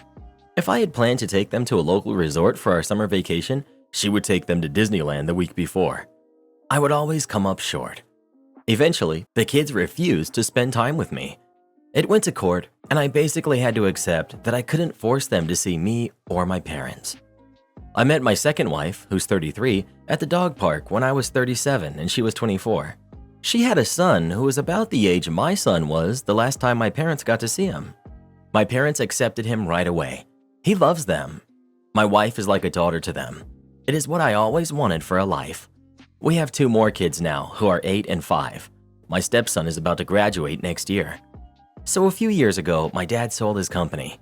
He's an engineer and he had some patents that ended up being worth a fair bit of money. He paid off my house. He also made educational funds for my 3 kids. He figured the older ones were done with school and hadn't bothered to visit them in years, so they didn't need anything from him. Turns out that was wrong. My ex-wife married a scam artist. He was rich, but he wasn't rich enough for the lifestyle she wanted, so he stole from his clients. and then he went to jail. My oldest kids are in a lot of debt. My ex is living with her parents. She recently tried to tell me that my parents needed to be fair with all their grandkids. I told her that it was their money to spend on the people they loved and who loved them back. She said that we were punishing her kids for her mistakes. I said that both of our kids were adults and hadn't made any effort to see me or my parents in over a decade. She said I'm being a jerk for not convincing my parents to help her kids. It feels like there's a lot missing from this story. You really make yourself out to be a martyr, OP, but fathers don't just get visitation only for no reason, and kids don't just go no contact for a decade because you couldn't afford Disneyland. You then married someone 13 years younger than yourself, which in this context just feels off. So, I don't know, dude. It sounds like either you and your family need to start treating your kids better, or you've lost them forever. Someone needs to be the adult here, but it seems like none of you are willing. OP. Okay, so I went through the comments and yours stuck out. I'll do my best to be honest here. I was not a perfect father. I don't think that anyone ever has been. I made mistakes, but I did try my absolute best. The best example I can give is that I took all of my time off when the kids weren't in school. I tried to make sure that we had quality time together. I didn't see them much when I was working. Their mom did the heavy lifting when it came to parenting. I gave each of my kids the full amount that I had saved for them for college. Their stepdad bought them each a car. I cannot afford to compete with that. Well, I can now, but I couldn't back then. The money I sent them was enough to cover 1.5 years of in-state tuition. The reason I use Disneyland as an example is because it seemed to me like once she found out my vacation time and plans, she then took the kids for a very expensive vacation to a place I would have had trouble affording. When I took them the following week, they were all vacationed out and just relaxed. I had planned for us to enjoy some time outdoors. I was disappointed, but I let them stay in the hotel and just play video games and read. I guess it was a boring vacation because they told me that they didn't want to go there again. They had enjoyed it there before. My wife was 24 when we met and had a kid. She wasn't a teenager or anything, and we got pregnant because we wanted to. I loved having a child in my life again, and we wanted more kids. My wife was willing to accept the hours that I work, and because I have more experience now and seniority, I make more money than I did during my first marriage. You keep mentioning how much money you make, but I just don't see how that factors into your story in any way. Kids grow up with poor fathers all the time and don't go no contact with them for a decade over it. Having less money than their mother doesn't mean that you only get visitation. I'm sure there were times where you worked to be a good father, but I guarantee you that if we asked your kids, they would be able to shed some light on what really happened in their childhood to have it all end up like this. And my earlier point was that it was your job and will always be your job to maintain contact with your kids, unless they explicitly don't want it, in which case you did something very bad. Even though they're older now, it's still your job to do anything you can to maintain a relationship with them if they want it. Sometimes kids pull back when they feel abandoned to see if that parent will fight for them. Kids need to know that their parents will fight for them. If you didn't fight for them, you just let them go no contact, then their worst fears are realized and you become an absolute deadbeat. In which case, your question should be, I was a deadbeat father to 2 kids I had with my ex, and now my parents won't help financially support them, even though we could, and yet we're supporting the 2 kids I had with my new young wife. Are we the jerks? To be clear, I'm not calling you a jerk, because like I said, we just clearly don't know the whole story. Not the jerk. But I'm always suspicious when a guy says the woman manipulated the kids. Kids don't stop talking to you because you don't buy them stuff and take them to expensive places, especially all the way into their adulthood. It's usually because you were a deadbeat and broke promises and weren't around a lot for them to create a bond. This is rarely the mother's fault, as most will happily want a break for a few days. Think you need to find the real reasons they don't talk to you. Well, what do you think? Are OP and his parents the jerks or not? Please let us know. If I had grandkids that went 10 years without wanting anything to do with me, you can bet your backside I wouldn't be leaving them a darn thing. Am I the jerk for telling my friend his physical standards are why he's single? I, 22 male, have a friend who's also 22 male who has never even had a girlfriend or a romantic experience. Now, let me say that I actually really like him as a person, and I think he has positive qualities. He has a solid job making $180,000 a year with a company car as a surgical device sales rep at 22. He's generally affable and easy to talk to. If his standards were just educated and good person, I would totally support it, as I think that's reasonable. However, physically, and I know I'm being brutal here, he is not a catch. He already has a significantly receded hairline. His face is quite frankly below average. He's of below average height and he's not in amazing shape. I believe he has a distorted view because his parents constantly told him he was very handsome and could get any girl. As a result, he's exclusively interested in women who are not just successful, but also are exceptionally gorgeous. A woman who said she had just graduated from an Ivy League and was a tech sales rep was flirting with him at the bar. Though she was nice and clearly quite intelligent, and once again, I know that I'm being brutal here, she was not very attractive either. When she asked for his number, he politely declined. I asked him what was wrong, and he said, "I mean, she seems like a nice person, but she's definitely not in my league." I bit my tongue. The next week, he came to me upset and told me that a woman that he had a cooking class with rejected him. Suspecting the reason why, I asked him to show me a picture of her from her social media. Sure enough, she was insanely attractive and in marketing at a big company. I just tried to sympathize. Later, I thought long and hard about it. On the one hand, I didn't want to be mean, but on the other, this has been occurring since freshman year of high school. He's now the last person in the friend group to be single and completely missed out on dating in high school and college. Say what you will, but I think that romance is important for the vast majority of people, and I also think physical attraction is a foundational aspect of relationships. He could easily be in a relationship if he got over his obsession with beauty. So after rehearsing what I wanted to say, I decided to sit him down and I told him, "I'm going to be honest with you, man. I think you should lower your physical standards. You would have way more options." He protested and said that his standards were reasonable because he's a good-looking guy. I said, "I hate to say it, but your approach of only going after beautiful and successful women has not worked out. Feel free to take your shot, but I think you should also consider women that are nice and smart but less physically attractive." I recommended he go to therapy about this. He got angry and has been giving me the cold shoulder ever since. 8 days. Am I the jerk? Not the jerk. It sounds like you approached this mindfully and with good intentions. Unfortunately, a guy like this doesn't sound open to reflection about himself. These opinions tend to solidify with time, resulting in a "they're the ones with the problem" mindset. He will either learn in time or he won't. While clearly not the jerk, I also think that conversation was unnecessary and obviously not going to pan out well.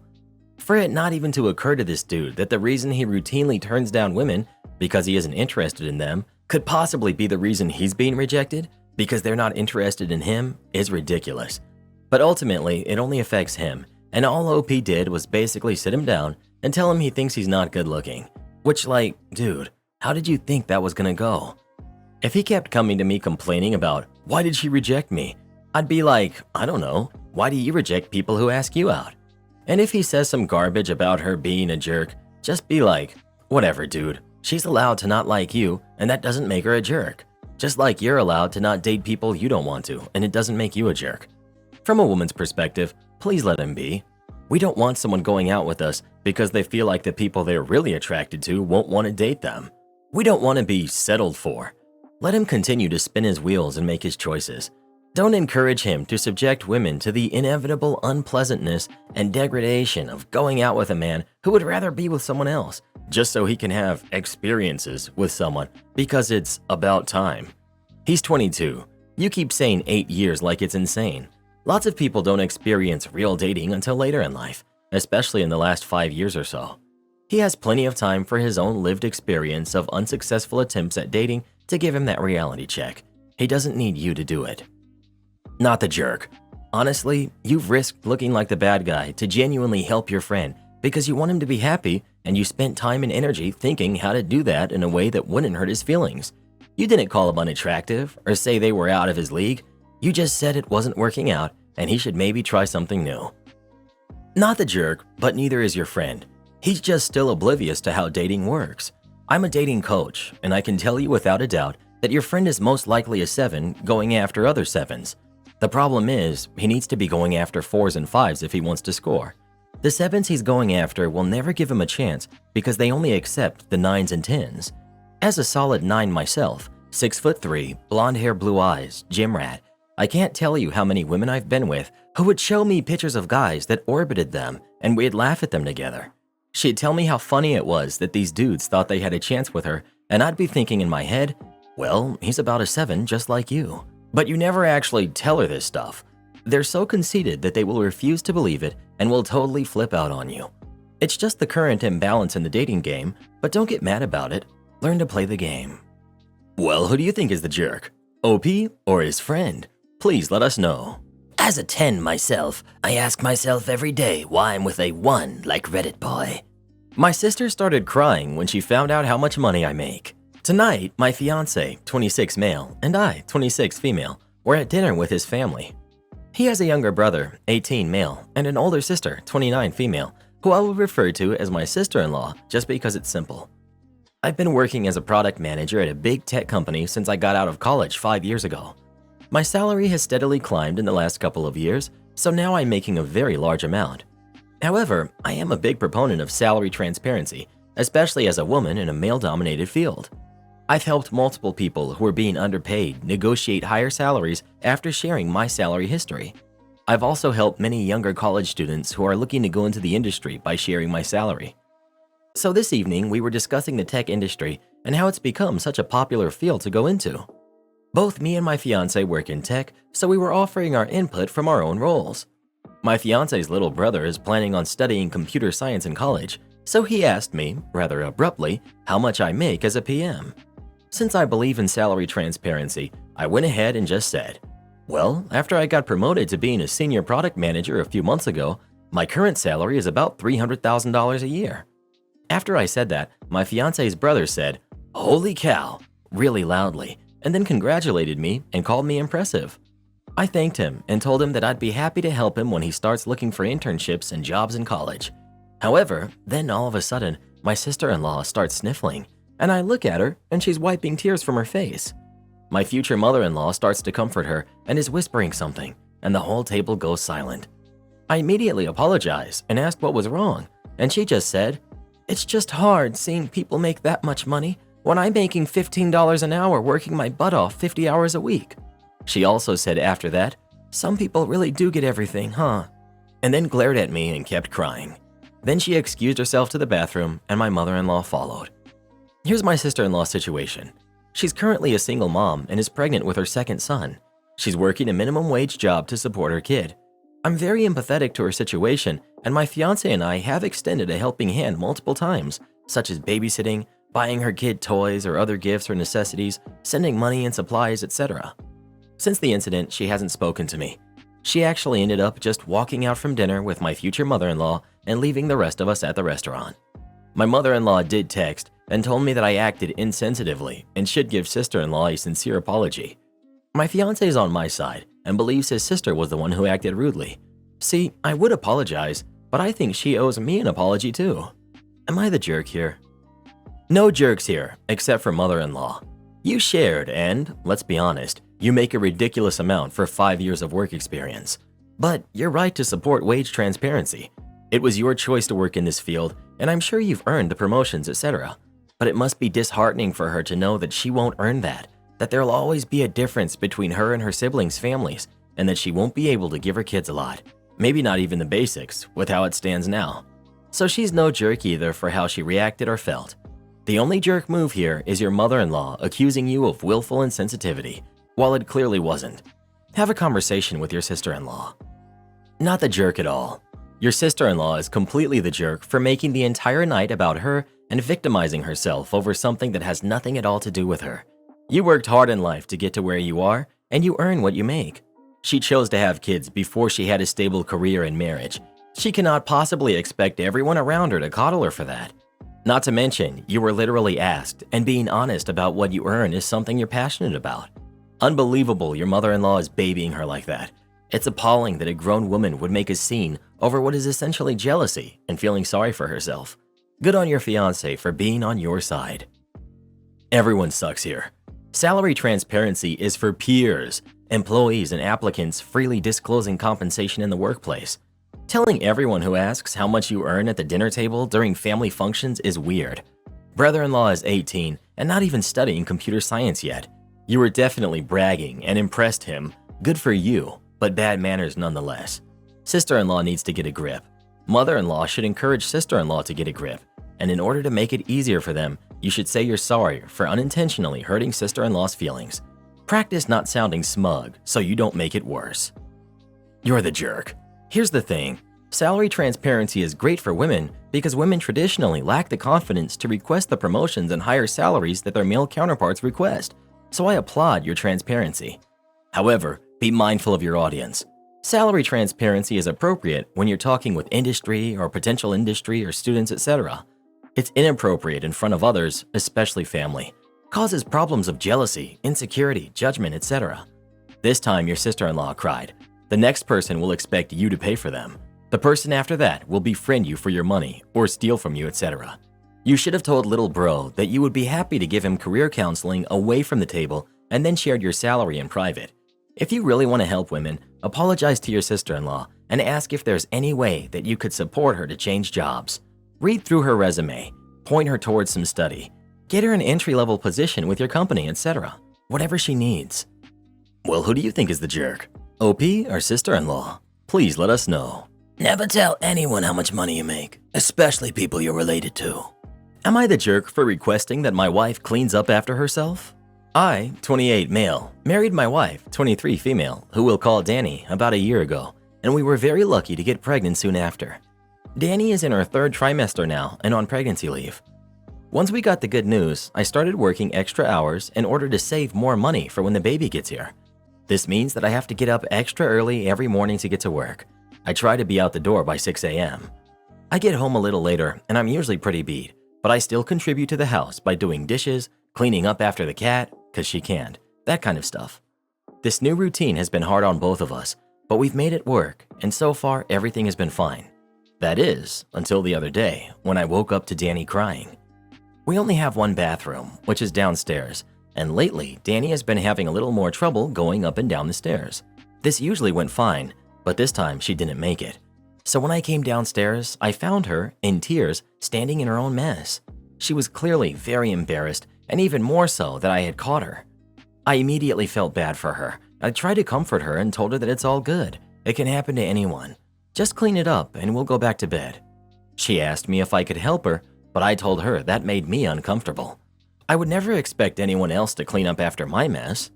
To be honest, it has happened before when I had a couple too many beers. But I always clean up after myself, and I would feel weird asking Danny to do it for me in that situation. She got really mad and called me insensitive for making her clean up after herself after an already embarrassing enough situation. I proposed a compromise.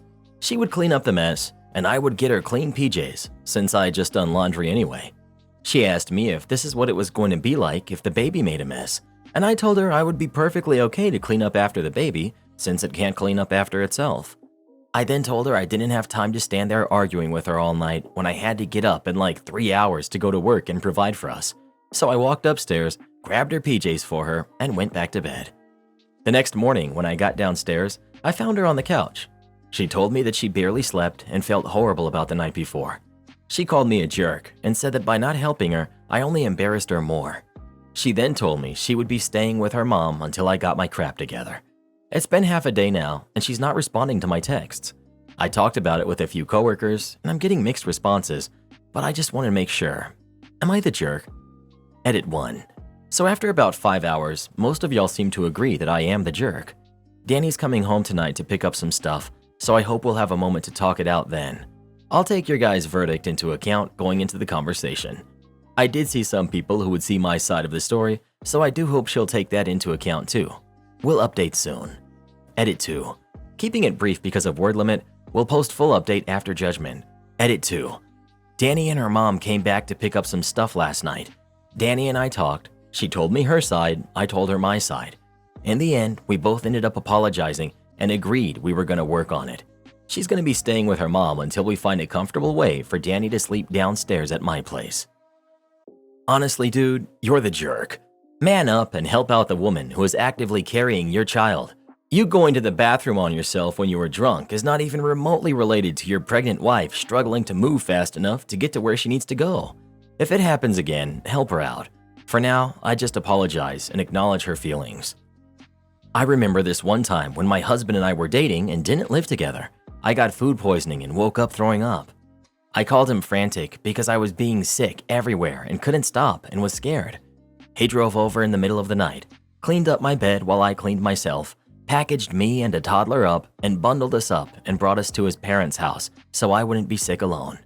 FYI, OP, my husband has a squeamish stomach and is ill at the sight, sound, and thought of others being sick. He still totally cleaned up after me alone, when it wasn't his house, when I wasn't his wife, when I wasn't pregnant, just because he loved me and I needed help. Explain your excuse to me again. You're the jerk. She's in her 3rd trimester. You should have helped. You also need to figure something out so she doesn't have to go up and down stairs in the middle of the night, but she may have figured that out for herself by moving to her mother's. You're the jerk. Just because she is capable of cleaning up after herself doesn't mean she has to and that you couldn't have helped. Now, I've never been in this particular situation, but there have been plenty of times where my partner and I will clean up after each other in situations because we both have empathy and feel bad for each other. Yes, we could make them do it themselves because they got 2 feet and a heartbeat, but there is a sense of love and compassion there. It's in sickness and in health, dude. If you can't do that, maybe she's right to question her status raising a kid with you. Not the jerk. If she's already so entitled to think you have to clean up her mess like this, just wait until she has the baby. Can you imagine if the roles were flipped? I went to the bathroom in the living room, and my wife refuses to clean it up for me. What would all these idiots be saying then? Oh, but this is different because she's pregnant. Yeah, boo-hoo, cry me a river. 100 years ago, pregnant women were still able to actually, be adults and get things done. Why is it different now? Oh yeah, entitlement is now through the roof. Seriously, man, leave her now and find someone who can act like an actual adult. She's testing you right now to see how low you're willing to stoop for her. Guarantee you, if you had done it for her, she'd be bragging to her friends and family about how much of a pushover you are, and they'd all be laughing at you. Don't be like the pushovers in these comments. These are the same guys whose wives are staying the night at Tyrone's place, and these dudes are okay with it because they're so sad and weak. I got my stepsister and her family banned from Christmas. I have a daughter, Elena, who's 6, and my stepsister, Jess, has a daughter, Hattie, who's 5. Me, my husband, Jess, and her husband, Paul, are all staying at our parents' house over the Christmas period. For context, Paul arrived a day after the rest of us, very late at night because he does shift work and worked late before driving to our parents. The next morning, the girls were playing in Elena's room at about 10 a.m. The adults were all downstairs except Paul because he was sleeping and my stepdad was out. Suddenly, we heard Paul shouting. This is not too unusual, if unpleasant, but this episode sounded particularly bad, so we got up. Before we can even get to the stairs, my daughter runs down crying, saying Paul had shouted at her for waking him up. My husband was livid and went upstairs to deal with Paul while I calmed my daughter down. I knew it would be absolutely impossible for us to be around Paul after what had happened, so we would probably be leaving. Jess said that was ridiculous. Paul probably got annoyed and was tired, and he'd apologize and everything would be fine. I said no, it would not be fine. Nobody shouts at my kid and remains on speaking terms with me or around my kid. Paul should know better than to be acting like that with other people's kids.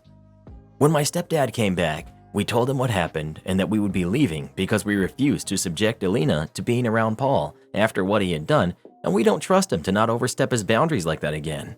My stepdad agreed, but said that it was unfair we should have to leave after Paul was the problem. He called Paul and Jess down and said that they had to go, weren't welcome on Christmas or until after we had gone home.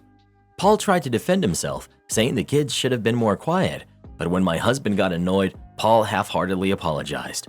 I didn't believe a word of his apology.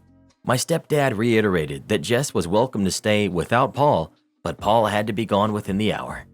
Jess started crying and said it was unfair and that my stepdad was choosing me over her and was a horrible father. She went off on a rant, so I left the room with Elena, and the next I saw was her and Paul going upstairs to pack. They left without a goodbye. Since they've been gone every few hours, I've gotten a text from Jess saying how I've ruined her Christmas and her relationship with her dad over 30 seconds of bad judgment. I don't think I created this situation because it was my stepdad's decision to throw them out. I offered to leave. I also think Paul made this bed that Jess is lying in. All he had to do was come downstairs and ask us to quiet the kids, or pop his head into the room and ask politely. Nevertheless, I do feel bad that Jess is stuck in the middle and that Hattie won't see her grandparents on Christmas because of this. Did I overreact? Would Paul apologizing have been enough? Edit. Regarding the kids being unsupervised, I was upstairs with them and we were all going down to do some baking. The girls asked for 10 more minutes to continue playing before coming down, so I went down to get all the stuff ready in the kitchen. They weren't on their own for hours on end. They were playing with a large dollhouse in Alina's room, hence why they were not playing downstairs to start with. Not the jerk. A 5-year-old and a 6-year-old are going to make noise playing together. It was 10 a.m., not 1 a.m., so I fail to see why anyone should have gotten angry about it. I'm stuck on the part where you say Paul shouting is unpleasant but not unusual. That's an issue. If your brother-in-law is shouting at his kid enough for it to be a normal thing, there's something wrong there. Good for you for standing up for your kid and your family. Paul has absolutely no business shouting at your daughter for playing. She's 6. You didn't demand they get kicked out. You told your family that as a result of your brother-in-law's inappropriate behavior, you would leave, so your daughter wasn't subjected to it anymore. Your stepdad obviously agrees that Paul was out of line, otherwise he wouldn't have asked you to stay and Paul to leave. I have a feeling this shouting thing happens often, otherwise I don't see why your stepdad would have asked Paul to leave. Everyone sucks here. Paul is a jerk for shouting rather than using his words like an adult. You're a jerk for immediately going nuclear and dramatically announcing you're leaving without so much as a discussion. Your stepdad is a jerk for not even trying to mediate and jumping straight to kicking your stepsister's family out. You all need to learn to communicate more effectively. Am I the jerk for prioritizing my dog over my mom's stepkid? I, 32 female, have a 12-year-old American bully named Rory. Because of her age, she had a lot of health issues. Right now, she needs to have surgery. It's going to be around $6,000 plus about $3,000 to $4,000 in meds, followed by 6 months in therapy. That's going to be $10,000 to $12,000. That brings the total to $22,000 at the most. I can easily afford it because I have a good job in IT. I don't have any debt to pay, I'm child-free, and I budget myself very well. My mom was what you can call a weekend parent. She never really mothered me. She will often let me fend for myself. Because of that, my childhood was practically non-existent. My dad passed when I was 2, and my grandparents lived far away, so I was by myself 99% of the time. I went low contact with her when I started college. Last year, she got married to Alex, who has a 5-year-old son, David, from a previous relationship. I wasn't aware of any of this. I didn't know she was dating, and I didn't know she got married. Mom called me last night because David has some health issues and needs medical care that's too expensive for their budget.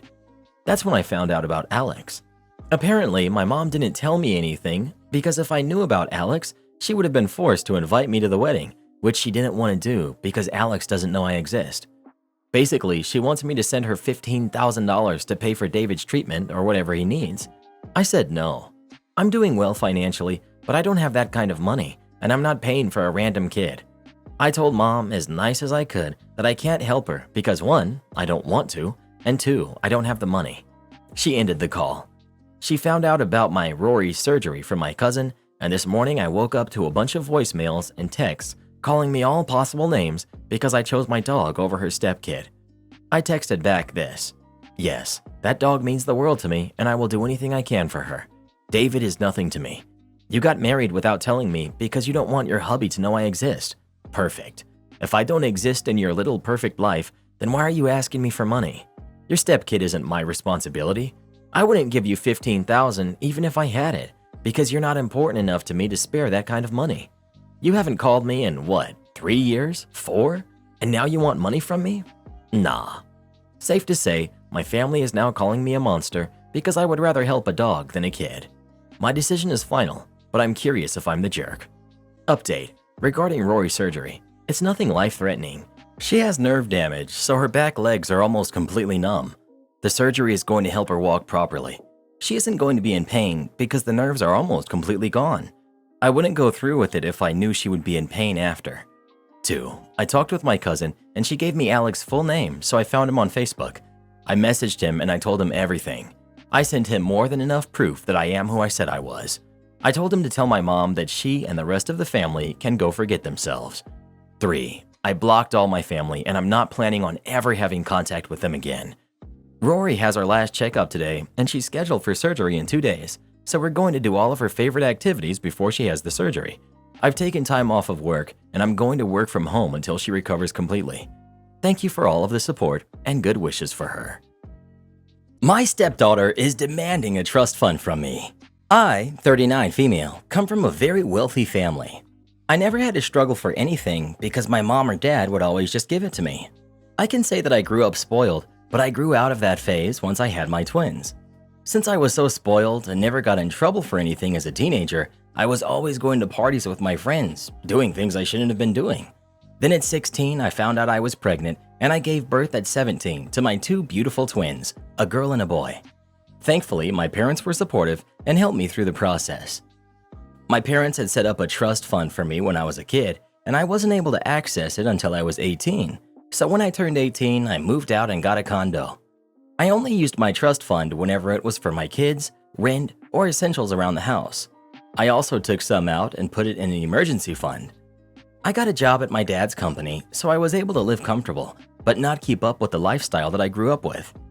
When I was 31, I met my now husband and his daughter, who was 4 years younger than my kids. Me and my husband dated for about 4 years, then we got married 2 months before my twins' birthday. On my twins' 18th birthday, my parents gifted them each a trust fund of their own. It summed up to $200,000 each. Now, my twins are both 22 years old, and both are thriving. I like to give myself a pat on the back for how I raised them and not how my parents raised me. Now to the issue at hand of my stepdaughter, who is now 18 years old, and for the past couple of months, she's been saying how she couldn't wait to get her trust fund like my twins, and I didn't know if she would or not because I never knew about the twins. Now when her birthday came around, she did get money, just not the trust fund from my parents. Instead, they gave her a car.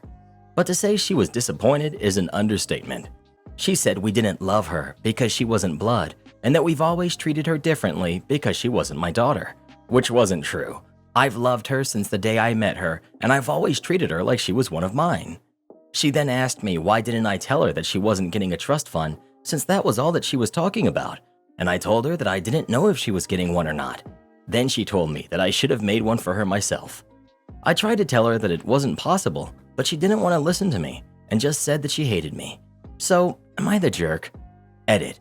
I would just like to add beforehand, my husband has told her multiple times to not be expecting a trust fund because she might not get it. And I also told her that I didn't know if she would get one or not, but she chose to ignore us. Edit 2. So I had a talk with my parents and stepdaughter. I did ask my parents how come they didn't give her a trust fund like my twins. They said that since they don't know stepdaughter that well, that they felt like a trust fund was too personal because they didn't have that grandparent-grandchild relationship, which is understandable. My parents rarely got to see stepdaughter because she just moved in with me and my husband when we got married, and my mom and dad like to travel a lot, so they really only got to see her on holidays and birthdays. That's why they got her a car, because it's not that big of a present, because her last car was wrecked up pretty bad. I also apologized to her for not just telling her that she wasn't getting a trust fund and letting her get her hopes up, but I did explain to her that she shouldn't just expect something just because someone else got it, especially something as personal as a trust fund. She apologized for how she reacted and thanked my parents for the car, but I think she's still disappointed, so I plan to take her out of the country for a birthday trip with my husband and the twins. Also, for anyone wondering, the car she got was a 2023 BMW 5 Series. Not the jerk. Your stepdaughter has been a part of the family for only 4 years. Why would she feel entitled to a trust fund from your parents? How has your husband handled her expectations? That's what I was thinking. If they set up a trust fund for OP when she was a kid, they probably set up a trust for the twins after they were born and had 18 years to contribute and let interest accrue. If anything, maybe let the grandparents know she was talking about it and see if they were going to do the same for stepdaughter. But I'm really not sure how I feel about that. It's the grandparents' money to do with as they please, not the stepmoms.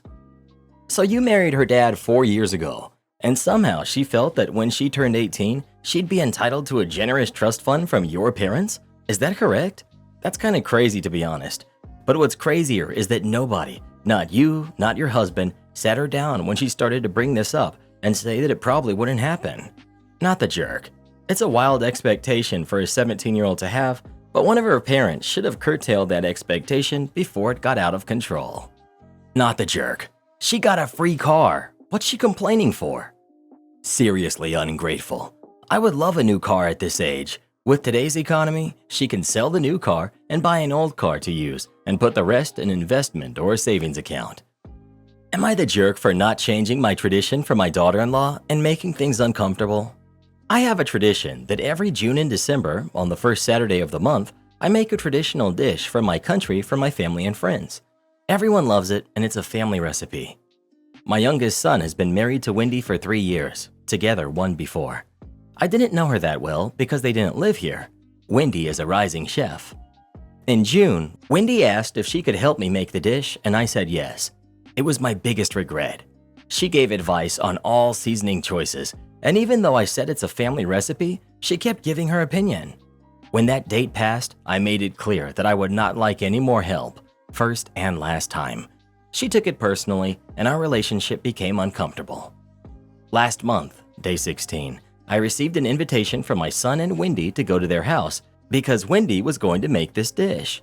It was the first Sunday in December. To clarify, this dish is not something you can eat 2 days in a row, as it's heavy. Some sent me a message asking if mine would still happen. They know it's always the first Saturday, and I confirmed. On the 20th, I sent the formal invitation by message. My son called as soon as he received it, asking if it would be on the first Saturday, and I confirmed, and he started saying that people can't eat it 2 days in a row, and if I couldn't leave it for another week, because Wendy wanted to do it to get closer to the family.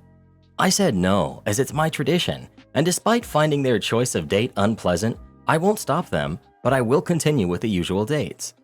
He proceeded to say I'm making things uncomfortable, and a week later it wouldn't bother me, and used the coin her invite was before. I was perplexed and said that everyone knows it's the first Saturday of the month, including them, so it wouldn't change all my plans. Things got uncomfortable, of course, but I kept it because it's something that doesn't just involve me. Friends and family already conformed. So there was a party on Saturday with friends and family. He and Wendy didn't come. And on Sunday, I didn't go because I worked that day. Many didn't come, and those who did, few ate the food because they couldn't eat it twice. During the week, my son sent a message asking if it was worth it to have done that and upset her because it spoiled the moment that she wanted to have with our family. He stressed that I could have been the better person, but I preferred not to be. I don't think this attack is very fair, but I wanted an outside opinion. It was the best date for all of my family and friends in December as they get together before the festivities, for me too. Tradition that has been going on for 10 years. Not the jerk. It sounds like she took it personally when you didn't follow her professional opinion and wanted to upstage you on your own tradition. Not the jerk. This is a family tradition of 10 years. Traditions are important, and attempting to modify or change them is offensive. 2. She's clearly trying to upstage you to prove to the family that she can make this dish better. 3. Her choice of dates was passive-aggressive. 4. Your son is also a jerk for letting this happen. If Wendy clearly wants to get closer to the family, she can easily start her own tradition which doesn't conflict with yours. Not the jerk. Your daughter-in-law seems very pretentious. Instead of trying to be respectful of you and your recipes, she's decided she'd rather upstage you, in her eyes. Your son owes you an apology, and you need to make it clear to him that she is welcome to be a part of the family. She's not welcome to disrespect your family traditions and recipes just because of her profession. Karen is manipulating my fiancé. Now he's dumping me. My fiancé is a single dad to Summer, who's 15. Summer has an autoimmune disease, and her mom isn't in the picture. Her dad spoils her rotten because of this. If dinner's already done, but Summer wants something else, he orders it for her because she gets cravings. She doesn't do any chores around the house, and I'm not allowed to ask her for help with anything. If she's being a brat, he excuses it because her medicines cause mood swings, and she can demand all of his attention whenever she wants it. Summer goes to one of those year-round schools, so instead of a 3-month summer break, they get like a month in the summer and they split the other 2 months up throughout the rest of the year. Because of this, she has a 4-week winter break. Summer was supposed to spend the first week of winter break on vacation with her friend and her mom. It was okay at first. I enjoyed spending time with my fiancé without her interrupting us every 10 minutes, but she still called when she woke up, before she went to bed, and every few hours in between. She constantly complained that she missed him. This was the first time she's been away from him since her mom left. On day 4, we got a call from her friend's mom. Summer wasn't feeling well and wanted to go home. I answered the phone the first time, and I asked the mom if she had a fever. Was she throwing up, or was she actually sick? The mom said no fever or throwing up, but she's just tired and says that she wants to go home. I told her to tell Summer to stick it out and call us if she actually gets sick. Summer decided to call her dad, say she didn't feel good, and that I said she couldn't come home. He didn't even give me a chance to explain myself before kicking me out of the house and starting the 4-hour drive to the friend's cabin. When they got home, he told me he needs to rethink our relationship. I told him Summer is manipulating him now like she always does, and listed examples of her using her illness to get what she wants with her dad. He told me not to contact him for the next few weeks while he thinks about if he really wants to marry me and hasn't spoken to me since. Am I the jerk for saying Summer is manipulative? You're the jerk. Summer doesn't need a reason to come home. If she wanted to come home because she wanted to sleep in her own bed, that is valid. Also, autoimmune disease can be debilitating, and there's not enough info here to know if she is actually just being a brat or if you are being a jerk. But based off the rest of your post, I'm going with the latter. It's wild that you feel entitled to gatekeep when someone else's kid is allowed to come back to their home. You're not looking like the step-parent material. I think rethinking this marriage will be in the best interest of everyone involved. Edit, because people make excuses like this woman didn't know what she signed up for. Are y'all on like 90-day finance or something? Cause I'm confused how you could have been together more than 90 days and not realize this was not gonna work out with how much vitriol you have for his daughter. OP is a fairy tale villain type of stepmother. You're the jerk. You're the jerk. Are you modeling your approach to being a stepmother from Disney? You're the jerk. Whether or not she's spoiled, it's not on you to decide if Summer can come home or not. You're not the parent, and you didn't make that decision based on parenting or helping the kid, but just because you didn't want her around. You're dating a man with a kid and not the mother around. You're not always going to be the center of his attention. You need to grow up. You're the jerk, both for calling her manipulative and for telling Summer to stick it out when she's sick. Clearly, you prefer that this kid not be around. I enjoyed spending time with my fiance without her interrupting us. He's a dad. They're a package deal. You guys are not compatible, and honestly, your actions and attitude are unforgivable. Well, what do you think? Is OP the jerk or not? Please let us know. My own daughter refuses to help me. I'm 54 and my daughter is 28. She's home on break from grad school getting her PhD. She's only home for 2 weeks because she says that she doesn't have any more time even though she has a month break. That's been a big thing with her lately. She's constantly too busy to do things with us or help us out even though she does have the time. I got my younger daughter a sweater and it turns out that she already has it. I called my older daughter from work on Friday and told her she needed to run and exchange it for a different one. She said okay, she'd do it the next day. I said it needed to be done that day to get the best options, and she said she was grading, so she can't. I told her that it's not like she can't pause her grading, run out, and exchange it. She said she wasn't going to slow down her work and just said that I should do it when I got back from work that day. I said I was busy too and didn't feel like running out after a long day of work, and she said neither does she. But she doesn't have a long day of work. She's sitting on her butt at her computer all day and doesn't even have scheduled hours to work. She can do it whenever she wants. Today, things really kicked off because I needed her to pick up an online order for a gift for my mom, her grandma. She again used the excuse of grading. She hadn't even started working yet. It was in the morning and she was drinking coffee and having breakfast. She said that she needs to have her grades done by today, but I looked it up on the website and she has until Monday evening, so I called her on her BS, and she said she had other work due on Monday, so she needed to get the grading done today, but wouldn't enlighten me on what this mysterious other work was. I said, well, tough. This needs to be picked up today so I can wrap it, and I was going into the office, so I couldn't do it. She said that if I don't want to do it myself, then it will be done on her own time. I told her with that attitude, she can stay somewhere else, and she said, happily, and packed her things, claiming she didn't want to stay here anyway, but was only doing so because I insisted. She left her gifts and said to not expect her for the holidays, and she'll go to her girlfriend's family instead. I think it's ridiculous that she's throwing a fit just because she can't constantly live like she's the only person on the planet. But my wife and other daughter are now furious with me. So I figured I'd ask here because my younger daughter is always reading the stories with me. Am I the jerk, or am I correct that my daughter is self-centered and childish? Edit. I want to clarify 2 things. 1. I'm her dad, Not sure why everyone keeps referring to me as her mother. 2. Everyone keeps telling me that the grade due date is actually the post date. If I was allowed to, I would post the link so that you could see that her calendar literally says December 19th, grades due from faculty, and December 20th, grades posted. She literally admitted to lying that they were due Sunday, today. So I'm not sure why people are so stuck on insisting I'm wrong about that. You're the jerk. Are you correct that your daughter is self-centered and childish? Nope, that's a mirror that you're looking at. Seriously, this grown man is throwing a temper tantrum because his adult daughter isn't willing to take orders and run his errands. I hope she has an awesome Christmas with her girlfriend.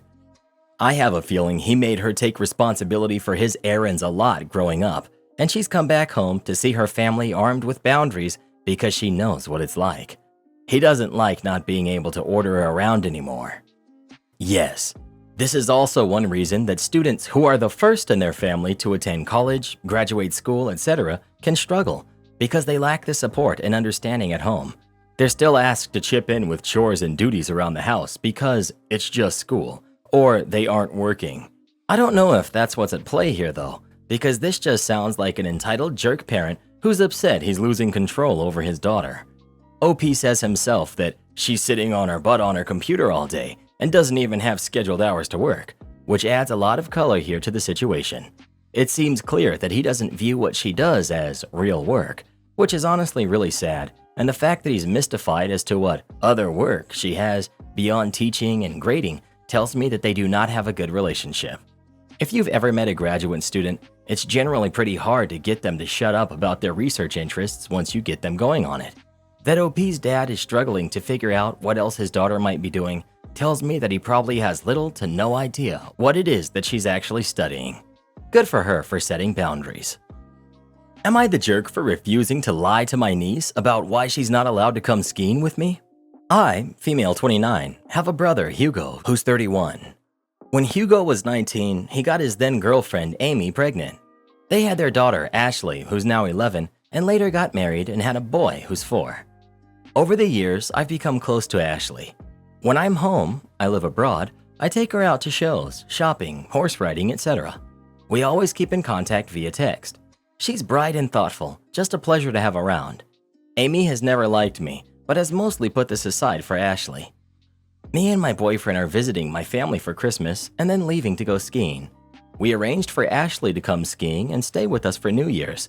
Amy wasn't keen on this idea, but relented because Ashley was excited to learn how to ski, as all of her friends do.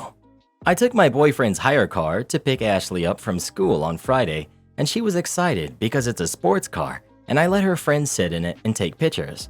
At dinner, she asked if I would drive her to and chaperone her and her friends going ice skating on Tuesday in town. Hugo said I probably didn't want to look after a bunch of kids, and Amy had already planned to chaperone. Ashley ignored him and begged me to chaperone. I didn't really mind, but Amy looked annoyed, so I said I wouldn't want to mess with the established plan. Ashley kept pushing and said she didn't want Amy to come because Amy dresses badly and was never fun and embarrassed her. Hugo told her to apologize, which she did, but she also kept insisting it was true. Amy got teary-eyed, and Hugo kept telling Ashley she'd upset her mother, but this just made Ashley angrier and she dug her heels in. Because of this, she was told she was not allowed to go ice skating and is now not speaking to Amy. Yesterday, Amy and Hugo came to me and said they didn't want Ashley to come skiing anymore. Amy feels like Ashley needs to spend more time with her family and Hugo is supporting her.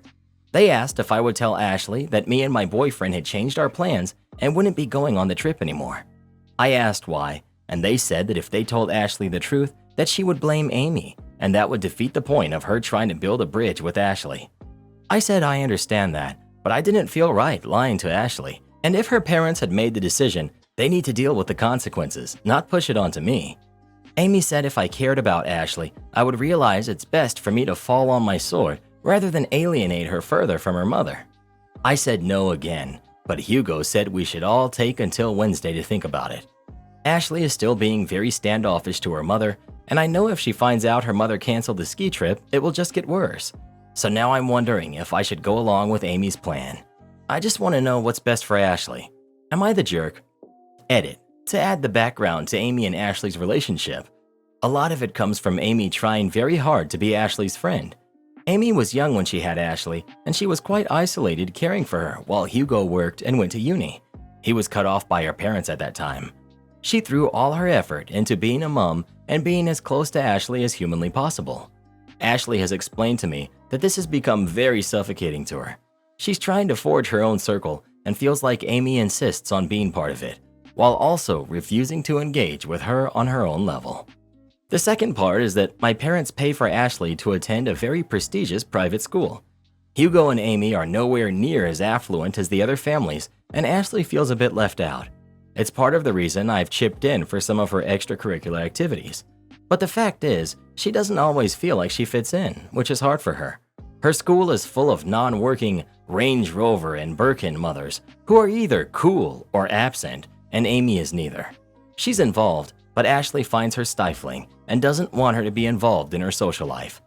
It's also my opinion that Ashley is trying to get some emotional space from her mother the only way she knows how, by making her not want to spend time with her. Amy doesn't respond to her requests, so I think she's just resorting to being mean to her, which obviously isn't okay. Edit 2. Since this is being asked a lot, Ashley and I have talked since the dinner, and she knows I think she shouldn't have said what she said. We've talked about it. She even said that she shouldn't have said what she did. Did I go ham and tell her that she's entitled, spoiled, and throw the kitchen sink at her? No, but she knows that I think what she said was wrong, and she agrees. Not the jerk. And not only will Ashley prefer knowing the truth, but she will also feel as though she can trust you because you're refusing to lie to her. Also, Amy trying to guilt you into lying by pulling the "if you actually care about Ashley" rhetoric is such a jerk move. Not the jerk. Amy and Hugo need to confront Ashley about how she treats her mother, and they should not ask you to lie. Ashley not going on the ski trip should be presented for what it actually is, a punishment, not a means of bridge building. Not the jerk. Ashley, on the other hand, is. Ashley's being a typical preteen, embarrassed by her parents. Most kids at some point get embarrassed by their parents. The family needs therapy, not lies. Let's face it, at the minimum, 4 people will know about their lie. Ashley's parents, the OP, and her boyfriend. Is the OP expected to lie to everyone who asks her why Ashley isn't going skiing? Because I would guess that other family members know about the plans. My point is that a lot of people will know about the lie, and the more people who know about the lie, the greater the chance that someone will accidentally let slip the truth. And once Ashley knows the truth, she will lose all trust in her parents, and the situation will likely get worse. Ashley should be told that her behavior has lost her this skiing trip, the truth. And Amy and Ashley probably need therapy to help their relationship. Therapy, not punishment. Well, who do you think is the jerk? OP, Amy, or Ashley? Please let us know. If I had ever mouthed off like that at my mother when I was growing up, you don't even want to know what my parents would have done to me. Am I the jerk for buying a separate fridge for our garage and putting a lock on it to keep my husband out? I, 32 female, am expecting my first child with my husband Paul, 36 male. Fake names. I'm currently 10 weeks pregnant, and my biggest pregnancy issue is fatigue and mainly cravings and hunger. No matter what I do, I can't seem to stay full. I eat all day, but have managed to still lose 3 pounds. Problem is, we don't always have what I want. So a few times a week, I stop at the store on my way home and I stock up on my favorite snacks. Pizza, pickles, fruit, especially oranges, grapes, and watermelon. Popcorn, chicken noodle soup, string cheese, etc. I've been doing this since maybe about 5 weeks. But every time I check the fridge, almost all of my snacks are gone. I keep telling Paul to stop eating my food, and he says that it's not a big deal and I can just go get more. But that involves me, not him, stopping at the store more, and me, again not him, spending more of my money. Last week, I just snapped. I had bought my favorite ice cream, Neapolitan. I put it in the freezer and decided to take a nap before writing a paper. I'm currently getting my master's. I planned to have a bowl when I woke up and began working on it. When I woke up, I went to the freezer and saw it had been opened. Now, I can't eat an entire quart of ice cream all by myself, so I wasn't mad that he had some until I saw what he did to it. My husband ate all of the strawberry side and left me with just the vanilla and chocolate, and the strawberry is my favorite part. I got mad and started yelling at him. He told me it was unreasonable of me to bring food in the house and not expect him to have any of it. But I told him that wasn't what I expected, but he knew that was my favorite ice cream and my favorite part of it was all gone, and he's always eating my snacks. He just told me to run to the store and get some more, so I just went back upstairs because he wasn't listening. I opened my laptop and ordered a full-sized fridge, $2,300, paid for from my personal savings account that he has never contributed to. My husband and I don't mingle our accounts together, so he never saw I bought it until 2 days ago when it was delivered to our house. He came home from work and saw it plugged in our garage. He asked why there were locks on it and how much it cost. I told him not to worry about how much it cost, and there's locks on it to make sure he doesn't eat all my snacks for my cravings. He said I can't control what he eats, and I told him I'm not.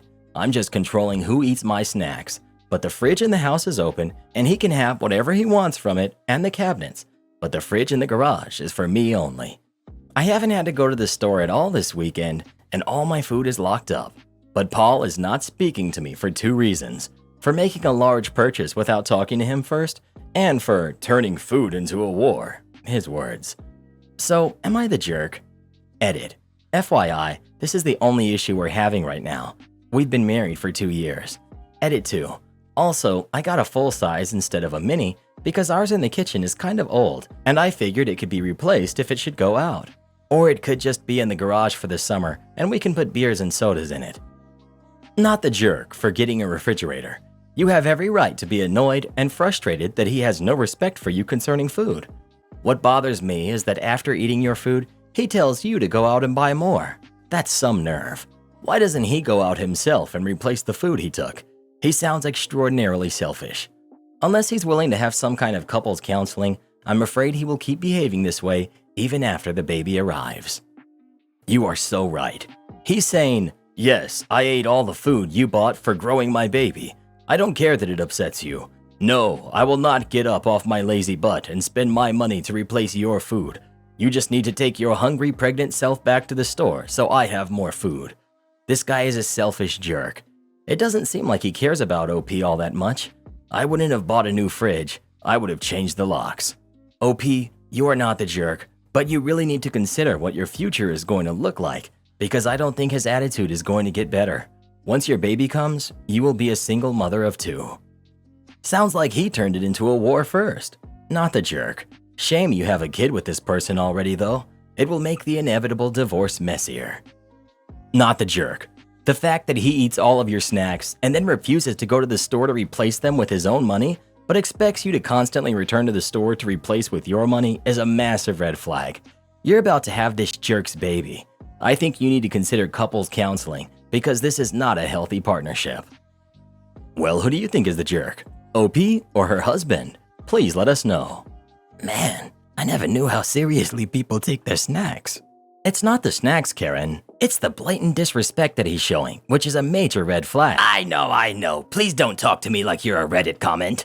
Stop communicating? Fine. I've been working as an underwriter for several years. I evaluate loans that are submitted through the queue. I also forward some loan applications, apps, to senior underwriters should applicants apply for a higher amount. Part of our expectations as underwriters is to decide on at least 3 apps each hour. If we do not meet this request, then we are put on warnings and are subject to being fired. I work alone with another underwriter on Sundays. He let me know that he was very low on his decisions per hour, and in the spirit of cooperation, and because my numbers are always well above that due to experience, I asked him how many apps he'd like to work out of the main queue, and it is first come first served for apps.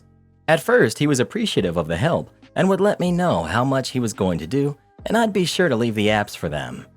A month ago, he IM'd me and told me to stop asking him how many apps he was going to do that day, as he was feeling micromanaged. I let him know that I was just trying to help him meet his numbers, and that I was only asking to make sure I didn't get in the way. He told me to stop communicating with him and to just work the queue. I made sure to document the conversation should there be any backlash for the upcoming malicious compliance. From that day on, I just used my experience to my advantage and claimed as many apps as I could. On a normal Sunday, there are around 150 apps. Under our arrangement before, I did half of them and left the other 75-ish for him. The queues and how intense the applications are can vary, which is why I'd always communicate with him. After that, I did as many apps as I felt I could, while still being accurate, as that is another thing that we're judged on. For the last 3 Sundays, the amount of apps the other underwriter did has gone down to around 20 apps each Sunday due to how fast and accurately I was able to get through the rest of the queue. I also stopped answering his questions in the chats and said that I was too busy working to answer his questions. He is now on a verbal warning, and he is too prideful to tell me he was wrong or apologize, so I'm keeping course. I was able to change shifts and no longer work Sundays due to how good my numbers look, so I will no longer have to work with him alone on Sunday. I still refuse to answer his questions the other days of the week we work. I have not been approached by my management for my malicious compliance and have only been praised on my work thus far. My husband is demanding to attend his ex's funeral. I'll admit that I'm biased right off the bat. I couldn't stand her. I call her his ex to myself and others. He called her his friend. We're all in our early 40s. She passed recently from aneurysm. I've been with him for 10 years now, but he had known her for 20 plus years. The way he tells it, they were friends in college, decided to date, got married, then realized they weren't a great couple and decided to just be friends. All that happened years before I met him. He was clear early on that she was important. A couple months into dating, it came up that his friend was actually his ex-wife. He explained the above to me, saying that she was one of his closest friends and that it was purely platonic. I expressed some discomfort at him being so close to an ex, and he told me, "That's fine. If you have a serious issue with it, let me know now and save us some time. I'll choose her. I like you and all, but I've known her for over 12 years, and she's one of the most important people in my life. You'll have to be okay with that if you want us to be a thing." When we were engaged, I asked again. He gave me this perplexed look and asked, "Why would us getting married affect my friendships?" I sucked it up and went along. I resented every moment of knowing her, especially when we had to be social. She understood some part of him that I couldn't. Her husband was friends with mine as well, so it's not like I could use him as an angle. He'd have lunch with her. They'd go to their geeky movies and whatever. The few times I brought it up, he said, "We had this conversation before. You had your chance to back out." She passed after they had lunch the other day on her way to the car. He spent a bunch of time crying, but honestly, I was relieved. He was working with her husband on funeral planning. I told him, "You don't think you're going, do you?" My argument summed up. She's gone, so she's not a factor anymore. He doesn't get to use his "she's my friend" excuse since she doesn't exist anymore. He had his cry for a couple of days. He gets to be done with mourning her already. There's no need for him to go to the funeral since I wouldn't want her at his. He was the angriest I've ever seen him when I told him that, replying that he'll be going no matter how I feel, and that he's willing to burn this to the ground while holding up his wedding band. "Besides you, she was the closest friend in my life." Him, her husband, and my sisters are calling me an insensitive jerk over this, all saying that there was no romantic aspect to their relationship and that I'm heartless. Her husband went so far as to call me a ghoul for how I've reacted. I never felt their relationship was appropriate, and I hid that for years because I wanted to be with my husband. Now that she's gone, I don't feel I should have to hide it anymore and can speak freely. Am I the jerk for just wanting him to be done with her and for him not to attend the funeral? You're the jerk.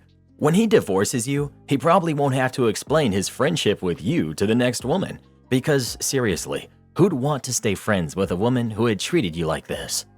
You're the jerk. Congrats on your impending divorce. If she doesn't exist anymore, why are you still so jealous of her? He can't even leave you for her now, so I think it's time you get past it.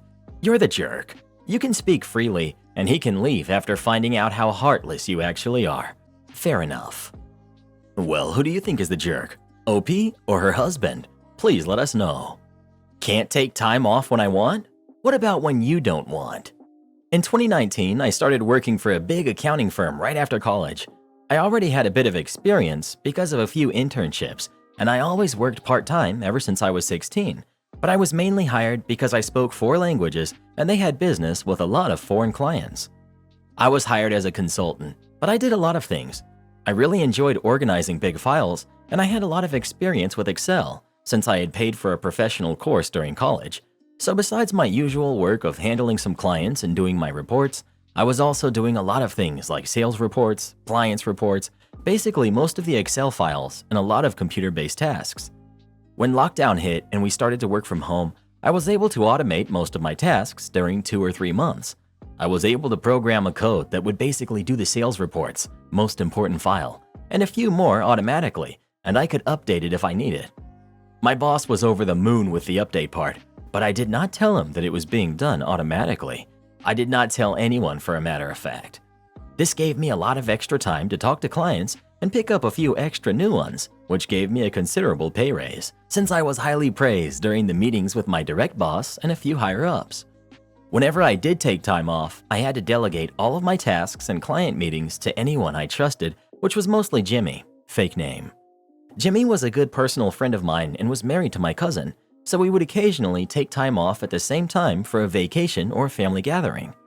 I was saving my vacation days for summer and winter, and in the only days I took during 2020, I let my tasks run automatically, and I told Jimmy that he didn't have to do it, and he really didn't ask questions since it was less work for him. However, me and Jimmy took a few days off at the same time to go to a wedding in another country, and I was told by my boss that he would let it happen, but to not make it a habit to take our vacation at the same time, and that I would have to work a bit harder to thank him for his good deed, and that my sales weren't getting any better in the last few months. I reminded him that I had the higher number of sales in all of the department, and I was the only one with the extra tasks, but he just told me that it wasn't a big deal and that anyone could have done that. So when I went on vacation, I turned off all of my automated tasks, and this was a big deal since it was the end of the month and my boss would need all my reports completely updated. Apparently, they had to put 5 people to do my tasks so that they could finish the reports, which delayed the work of that team, and the reports were late and lacked a few things that mine had. This was huge since all of the higher-ups weren't happy with my boss since he showed them the reports late, and they were clearly a downgrade from mine. And they also commented that there was a team failing a lot of deadlines that month, which was the team assigned to do my tasks. As soon as I got back to work, I got a call from my boss apologizing for not appreciating my work with the tasks, offering me a bonus, and asking me to not take time off at the end of the month ever again. I told him that it was an unreasonable request, and I reminded him that he already approved of my week off in 2 months, which was apparently still under approval, and he straight up told me that it wasn't going to be approved. I'm not usually an angry person, but I got really upset with this, and then he told me that as long as it wasn't at the end of the month, I could take time off whenever I wanted. Okay, fine. As soon as I got out of the call, I started looking for other jobs, and I scheduled all of my time off, about 3 weeks, to the next month, busiest month for us. This was a big deal since most of the big clients didn't speak English or our native tongue, and they wanted to talk to me, but nevertheless, my boss approved. Subsequently, Jimmy also scheduled time off at the same time, so despite not being end of the month, someone had to do my tasks since I would once again be turning them off. Apparently, they weren't able to handle neither of my clients or my tasks, and they just ignored the tasks until I got back. But some of the clients got really angry since no one could really assist them as well as I could, and I actually got a call on my personal phone from one of them asking me to assist him with my personal time and that he would be really appreciative of it. This was a huge client, and he was actually a great person that had a huge respect for me, so I said it was fine as long as he came to my location. I was on vacation with my family. So long story short, he came with a yacht and invited all of my family to go there and to the villa that he rented. I spent a whole day helping him and setting all of his orders and requests, and he was more than happy to offer me a job once he knew that I was looking for other jobs, since apparently I sent my curriculum to one of his buddies' companies.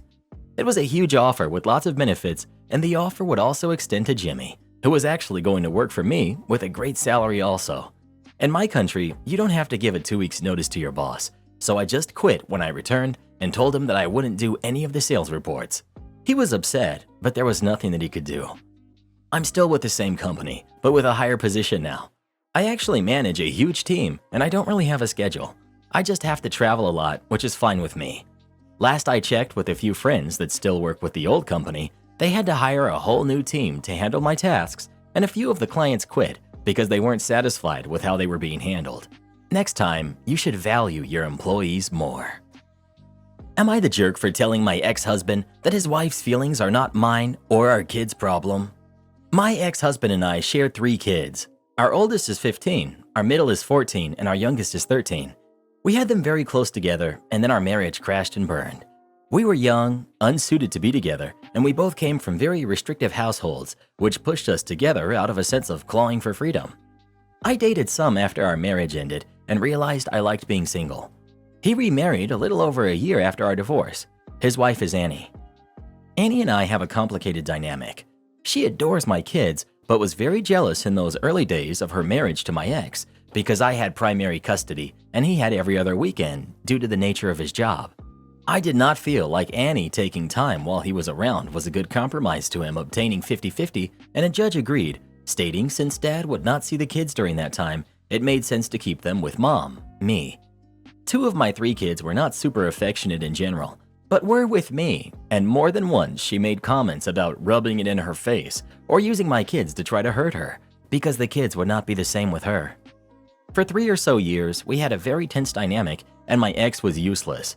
I told him he should be doing better as my co-parent, but he told me his wife was more of the co-parent now. He eventually left the old job and 50-50 began happening. Once 50-50 happened, we had some more issues, mostly because she started calling herself their mom, and I hated that. My kids have only ever called her Annie, and I know they used to say that she wasn't their mom, but I admit I was jealous. I also believe that's what she wanted to have happen. I did get it under control because my kids came first, but it was always annoying when she had already gone out of her way to introduce herself to someone as their mom, and then there was confusion because they called me mom. Things sort of calmed over the last 3 years.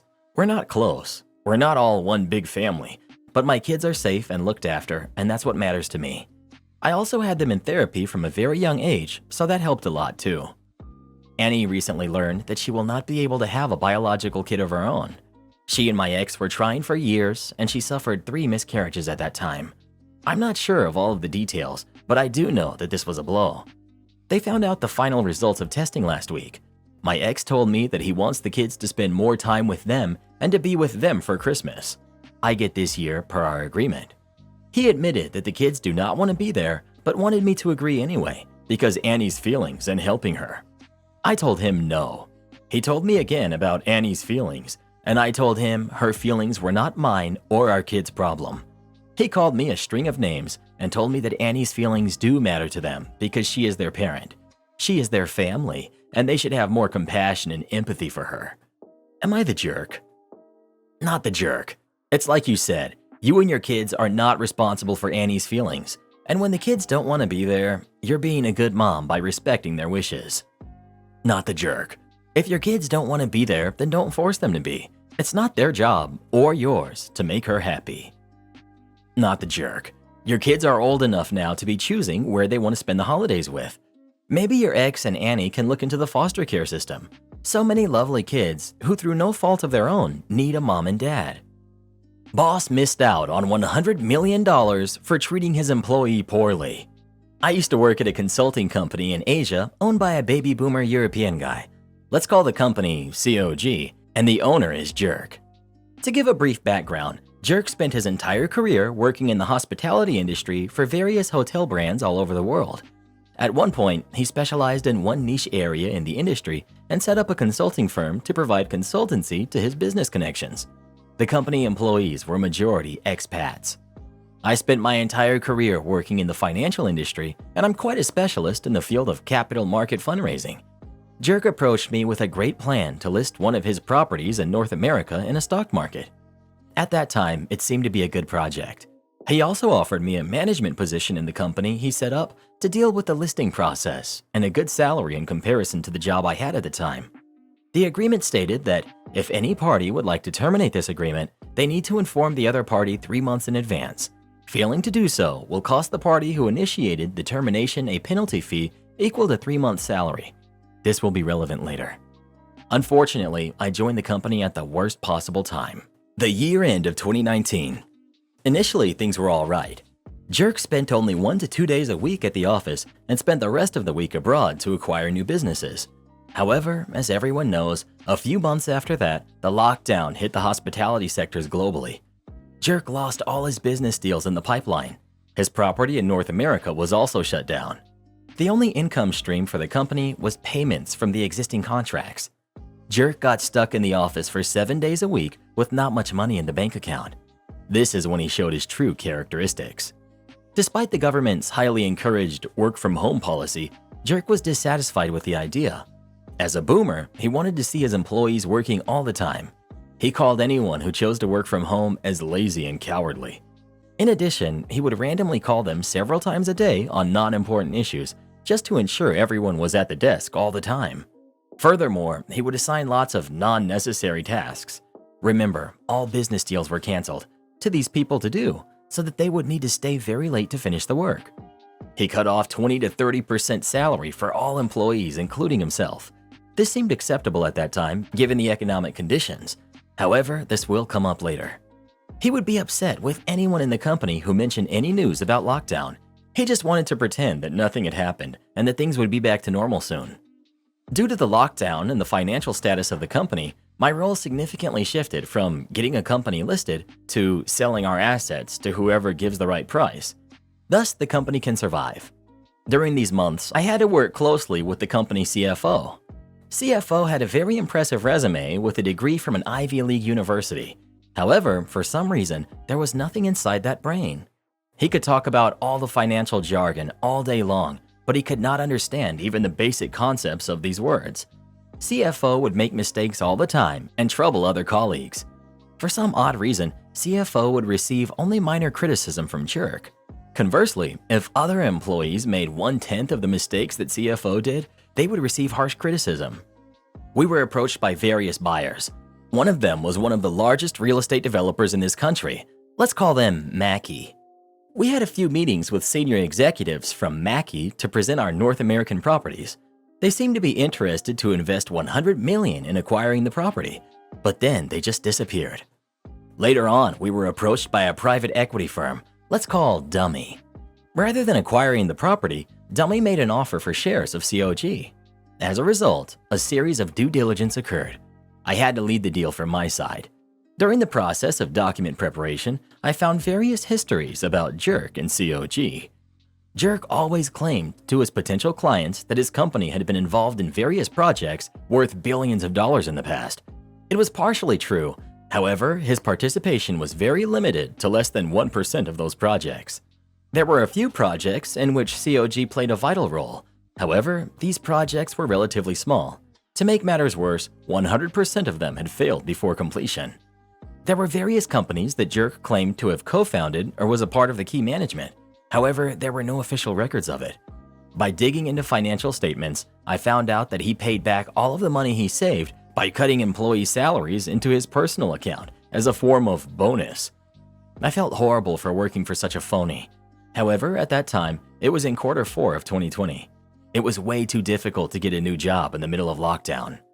The last straw came when we were about to submit the financial model to Dummy to set the valuation. I developed a financial model which would calculate all of the potential deals into the valuation. All I needed was the input of pipeline data from CFO. After I plugged in the data, Jerk asked CFO to help review it. CFO complained to everyone that the model was wrong and there were so many mistakes. When I checked, all those mistakes that he mentioned came from those inputs that he provided to me. Garbage in, garbage out. I informed Jerk that it was not my mistake, but the CFO's. However, Jerk criticized me for not being responsible for my own mistakes and said that even though it was CFO's mistake, I was still responsible to verify them. How could I verify the correctness of the raw data? I wanted to quit so badly at this point. Remember the 3-month notice period? This is where it became relevant. Throughout 2020, various employees quit.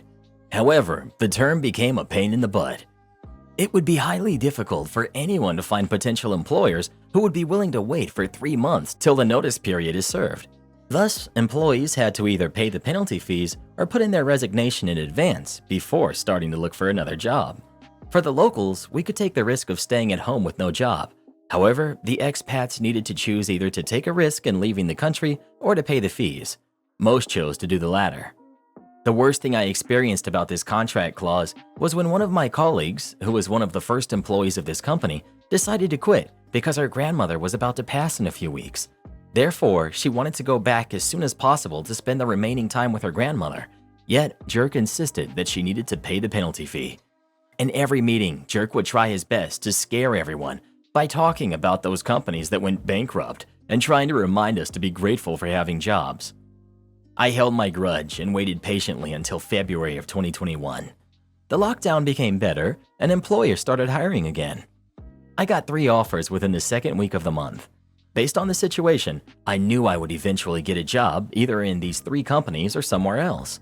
Thus, I submitted my resignation, which would be effective in May. Jerk was furious. He knew he could not lose me at this stage, since I was the only one who could execute with dummy, but he was too arrogant to admit it. Instead, he gave me the worst counter-offer discussion anyone could have. He said that I was a coward for jumping away from the crisis, and I would be a failure all my life if I chose to walk away now. He tried to talk about all the deals that would be coming in, and I would miss out on working on those projects. He said that I should ignore the higher salary that other companies might offer me. The lockdown was harsh for everyone. I should stay to see the company's greatness. In the meantime, I could ask for money from my parents or my wife's parents. Needless to say, the conversation did not change my mind even a bit. With all those efforts failed, he brought up the 3-month notice period. He said that no company would be willing to wait 3 months and that I needed to pay a penalty fee to him if I quit. Unfortunately, this is when his own policy backfired. I intentionally did all of the stupid mistakes that CFO did. When he complained, I simply responded, it was his responsibility to verify the information that I submitted. I did my job very slowly. Thus, he basically had to pay me 3 months' salary for the work I normally completed in 1 week. Whenever he complained, I told him that he could fire me anytime. In that case, he needed to pay me 3 months' salary as a penalty fee. For a person who always takes advantage of his employees, he probably wanted to scream at me. However, this was not the best part yet. By the end of April, HR from Mackie approached me. She said that she got my contact from a business card I gave to the senior executives several months ago. It turned out that the executives were very impressed with my skills. They wanted to hire a new vice president and viewed me as a high potential candidate. I took the offer and started working 2 weeks later. A few months later, Jerk tried to use all of his connections to reach Mackie's chairman to propose his North American property once again. The chairman assigned my team to review the property one more time. Last time, they were interested, but they did not want to make an acquisition in the middle of lockdown. This time, they felt the timing might be right and would like to explore more detail. My boss assigned me to look after the project. Since I knew everything about the property, he let me decide whether we should move forward with the deal. To be honest, the property was fine, and Jerk had improved the property's performance very well since its acquisition. However, a year ago when we first approached Mackie, Jerk explained to me how he would take every penny he could out of Mackie's pockets. To avoid criticizing Jerk directly, I don't want to look like a guy who badmouthed his ex-employer. I pointed out all the loopholes within the business model and explained that we could be taken advantage of from these loopholes if we proceed. Being a smart man, my new boss could sense something fishy about Jerk, so he asked me to speak more about my experience. I told him about some of Jerk's unethical behaviors mentioned above. Mackie's management not only decided not to invest in COG's properties, but they also blacklisted COG and Jerk from being potential vendors. Am I the jerk for telling my brother's new fiancée she isn't our kid's aunt? I, male 31, and my wife, female 30, have 2 kids, a son who's 5 and a daughter who's 2. I also have 2 siblings, an older brother who's 35 and a younger brother who's 29. Me and my older brother both have kids. My younger has none and has bounced from fling to fling. However, in 2020, before the lockdown hit, he met this girl who is 23. We'll call her Amber, fake name. From day one, he was obsessed with her. They started dating, and when we thought we'd only meet her once and then never again, she stayed coming around. We were all happy to see my brother get serious about someone, even if they were a bit younger than him. However, as Amber started spending more time around our family, collectively, we all noticed certain things that we didn't like. For just a couple of examples, she would move something in whoever's house we were in and say, "This looks better like this, so I moved it for you." Or she would get into people's stuff and say, "We're family now, so we can share." Such as when she used my sister-in-law's lotions and makeup without even asking. But this was the quote that made us all dislike her. She would constantly talk proudly about how she turned my, quote, spineless baby brother into a man. Okay, unnecessary, but he was a player before, so I get the joke. But then she added, "I'll do what your mom couldn't and teach him to be a gentleman." And yes, she really has said that on more than one occasion. We've all mentioned these things to my brother, but he brushes it off and says, I love her, dude. What can I do? And well, he proposed to her at the beginning of 2022. And no, she hasn't changed her antics since 2020. Anyway, Amber came over with my brother for my wife's birthday party.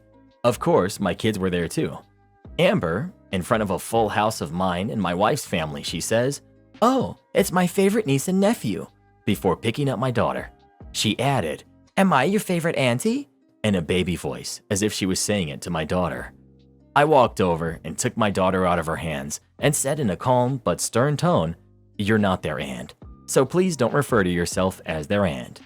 She seemed taken aback and immediately got defensive, saying, "I'm marrying your brother, so I will be their aunt by marriage." I just shrugged and calmly responded that I didn't care if they got married. She could be Mrs. Amber or Amber, but she was not their aunt. A few people heard and pretended not to, but Amber was upset and left, and my brother came in asking what had happened. After I told him, he said I was a jerk and he took off after Amber.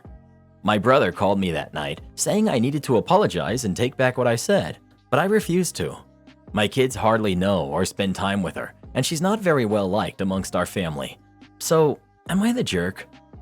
You're the jerk. You can dislike her and keep her away from your kids all you want, but she will in fact be their aunt. Ha, no. If the parents don't want to give that label, she doesn't get it. She will be their uncle's wife. People's cultures and families are different, and labels are dished out differently. Everyone sucks here. I think you all suck. The way you handled it was inappropriate. She will be your family by marriage, therefore she will be their aunt by marriage. Also, Amber sucks. She needs to know what her place is. The statement she made about your mother and brother is a big no-no. But you talk to your brother, not to Amber. I'm not saying it would have changed anything, but perhaps it would have. Not the jerk. You don't have to consider her family. Sometimes, even blood doesn't mean much. It's really your call. This. I think people are getting caught up in technical terms. I called basically any adult that I liked and that my parents liked and her uncle. Those terms are often terms of love or respect, as well as an official term. If she doesn't act like what OP or her kids feel like an aunt should, then she's not their aunt in any way that matters. My wife had a headache and demanded I make my kids be quiet. Been with my wife for 2 years. I have 2 kids from a previous relationship who are 5 and 8. Currently 7 months pregnant, been married and living together for 5 months. It's been an adaptation for everyone, mostly the kids. During our relationship, even before living together, I knew my wife got the occasional headache. She takes painkillers but says they don't help, so she'll usually spend the day in our bedroom and sleep. Kids are at home and wife has a headache. I'm working from home. Kids are doing what they normally do, playing. Wife texts me asking to keep them from making so much noise. I was in a meeting when she texted, so I didn't actually look at it until an hour later. She's upset, but the way I see it is that it's the kids' home. They're playing. What am I supposed to say? My wife has a headache. Go read a book. I don't think I'm the jerk. Wife does. Figured I'd ask here. Am I the jerk? You're the jerk. Not seeing the text for an hour is acceptable. Refusing to teach your kids empathy makes you a jerk. You could have easily told your kids that their stepmom has a headache and that noise is really bothering her. Could they do something more quiet? You shouldn't be angry at them if they fail, but you should slowly teach them to be aware of others and respect their needs, within reason. My brother's girlfriend is scamming him. My brother, 32 male, and I, 29 female, are very close. We started a business together a few years ago, and it's going far better than we expected. As a consequence, he makes a lot of money. 1 year ago, he met a 28-year-old girl. She told him she was a high-paid executive in a famous company. He told me he wanted to date a woman with ambition and a successful career because he wanted them to be on an equal step. He fell deeply in love with her. I met her not long after, and she was funny and sweet, so we got along great. My brother moved in with her, but just before it happened, she said she was sick and had to quit her job. After that, he paid for every health appointment to try and diagnose her because she has no savings. He also is the only provider of their house since she doesn't work anymore. She loves to buy expensive items with his card. It has been going on for 7 months, and the doctor said they couldn't find anything. These past few months, I kept thinking about how it's weird she has no savings, even though she's supposed to have had a big salary, and he never met anybody from her work. There's no medical proof that she is sick. Anyway, they went to my house for dinner, and she told me she was still feeling too ill to work. 20 minutes later, she was talking about the new coat she bought with his money, and I made a comment about how she wasn't too sick to shop. My brother was very upset and got up to talk to me. I told him my concern that she was a scammer, and he said I was a jerk for insulting her and thinking she didn't love him. She left, and he refuses to talk to me anymore. I don't know if I should apologize. Am I the jerk? You're the jerk. You're conflating multiple unrelated things, none of which make you look good. 1. You don't actually seem to have any evidence that she didn't have the job she said she did. Your only proof is that she doesn't have any savings and that she got sick. Lots of people make huge salaries and have no savings to show for it. It doesn't make them liars, just bad with money. And people are allowed to stop working because they become disabled and can no longer do their jobs. It's a real thing. It happens to many, many, many people, unfortunately. 2. Her doctors may not have found out what's making her sick yet, but that doesn't make her less ill. Life is not a TV show where people get easily diagnosed in 60 minutes, and doctors vow not to sleep until they have an answer. Many, many serious illnesses can take years to diagnose. I was sick for 2 full years and had countless tests come back fine because my lifelong, debilitating, incurable neuroimmune system doesn't have clear markers or a simple diagnostic test. There are millions of people like me who are incredibly ill and not easily diagnosed. After years of involvement in the disability and chronic illness community, I can tell you that in fact, taking a long time to be diagnosed is more common than not. 3. The only remotely valid complaint you seem to have here that you have any actual evidence for beyond your sisterly instincts is that she spends a lot of your brother's money, which is none of your business. Your brother is a grown man who has chosen to support the woman he loves through a difficult time. If he feels taken advantage of, he'll say so. You're infantilizing him, and it's gross. And by the way, you would be the jerk alone for your "she's not too sick to shop" comment. Buying something online or even going to a store for a short while does not require anywhere near the same expenditure of energy or strength as carrying even a part-time job. Sick and disabled people are allowed to have lives and do normal things, like shop. We don't exist in some sort of dollhouse sitting still 24/7.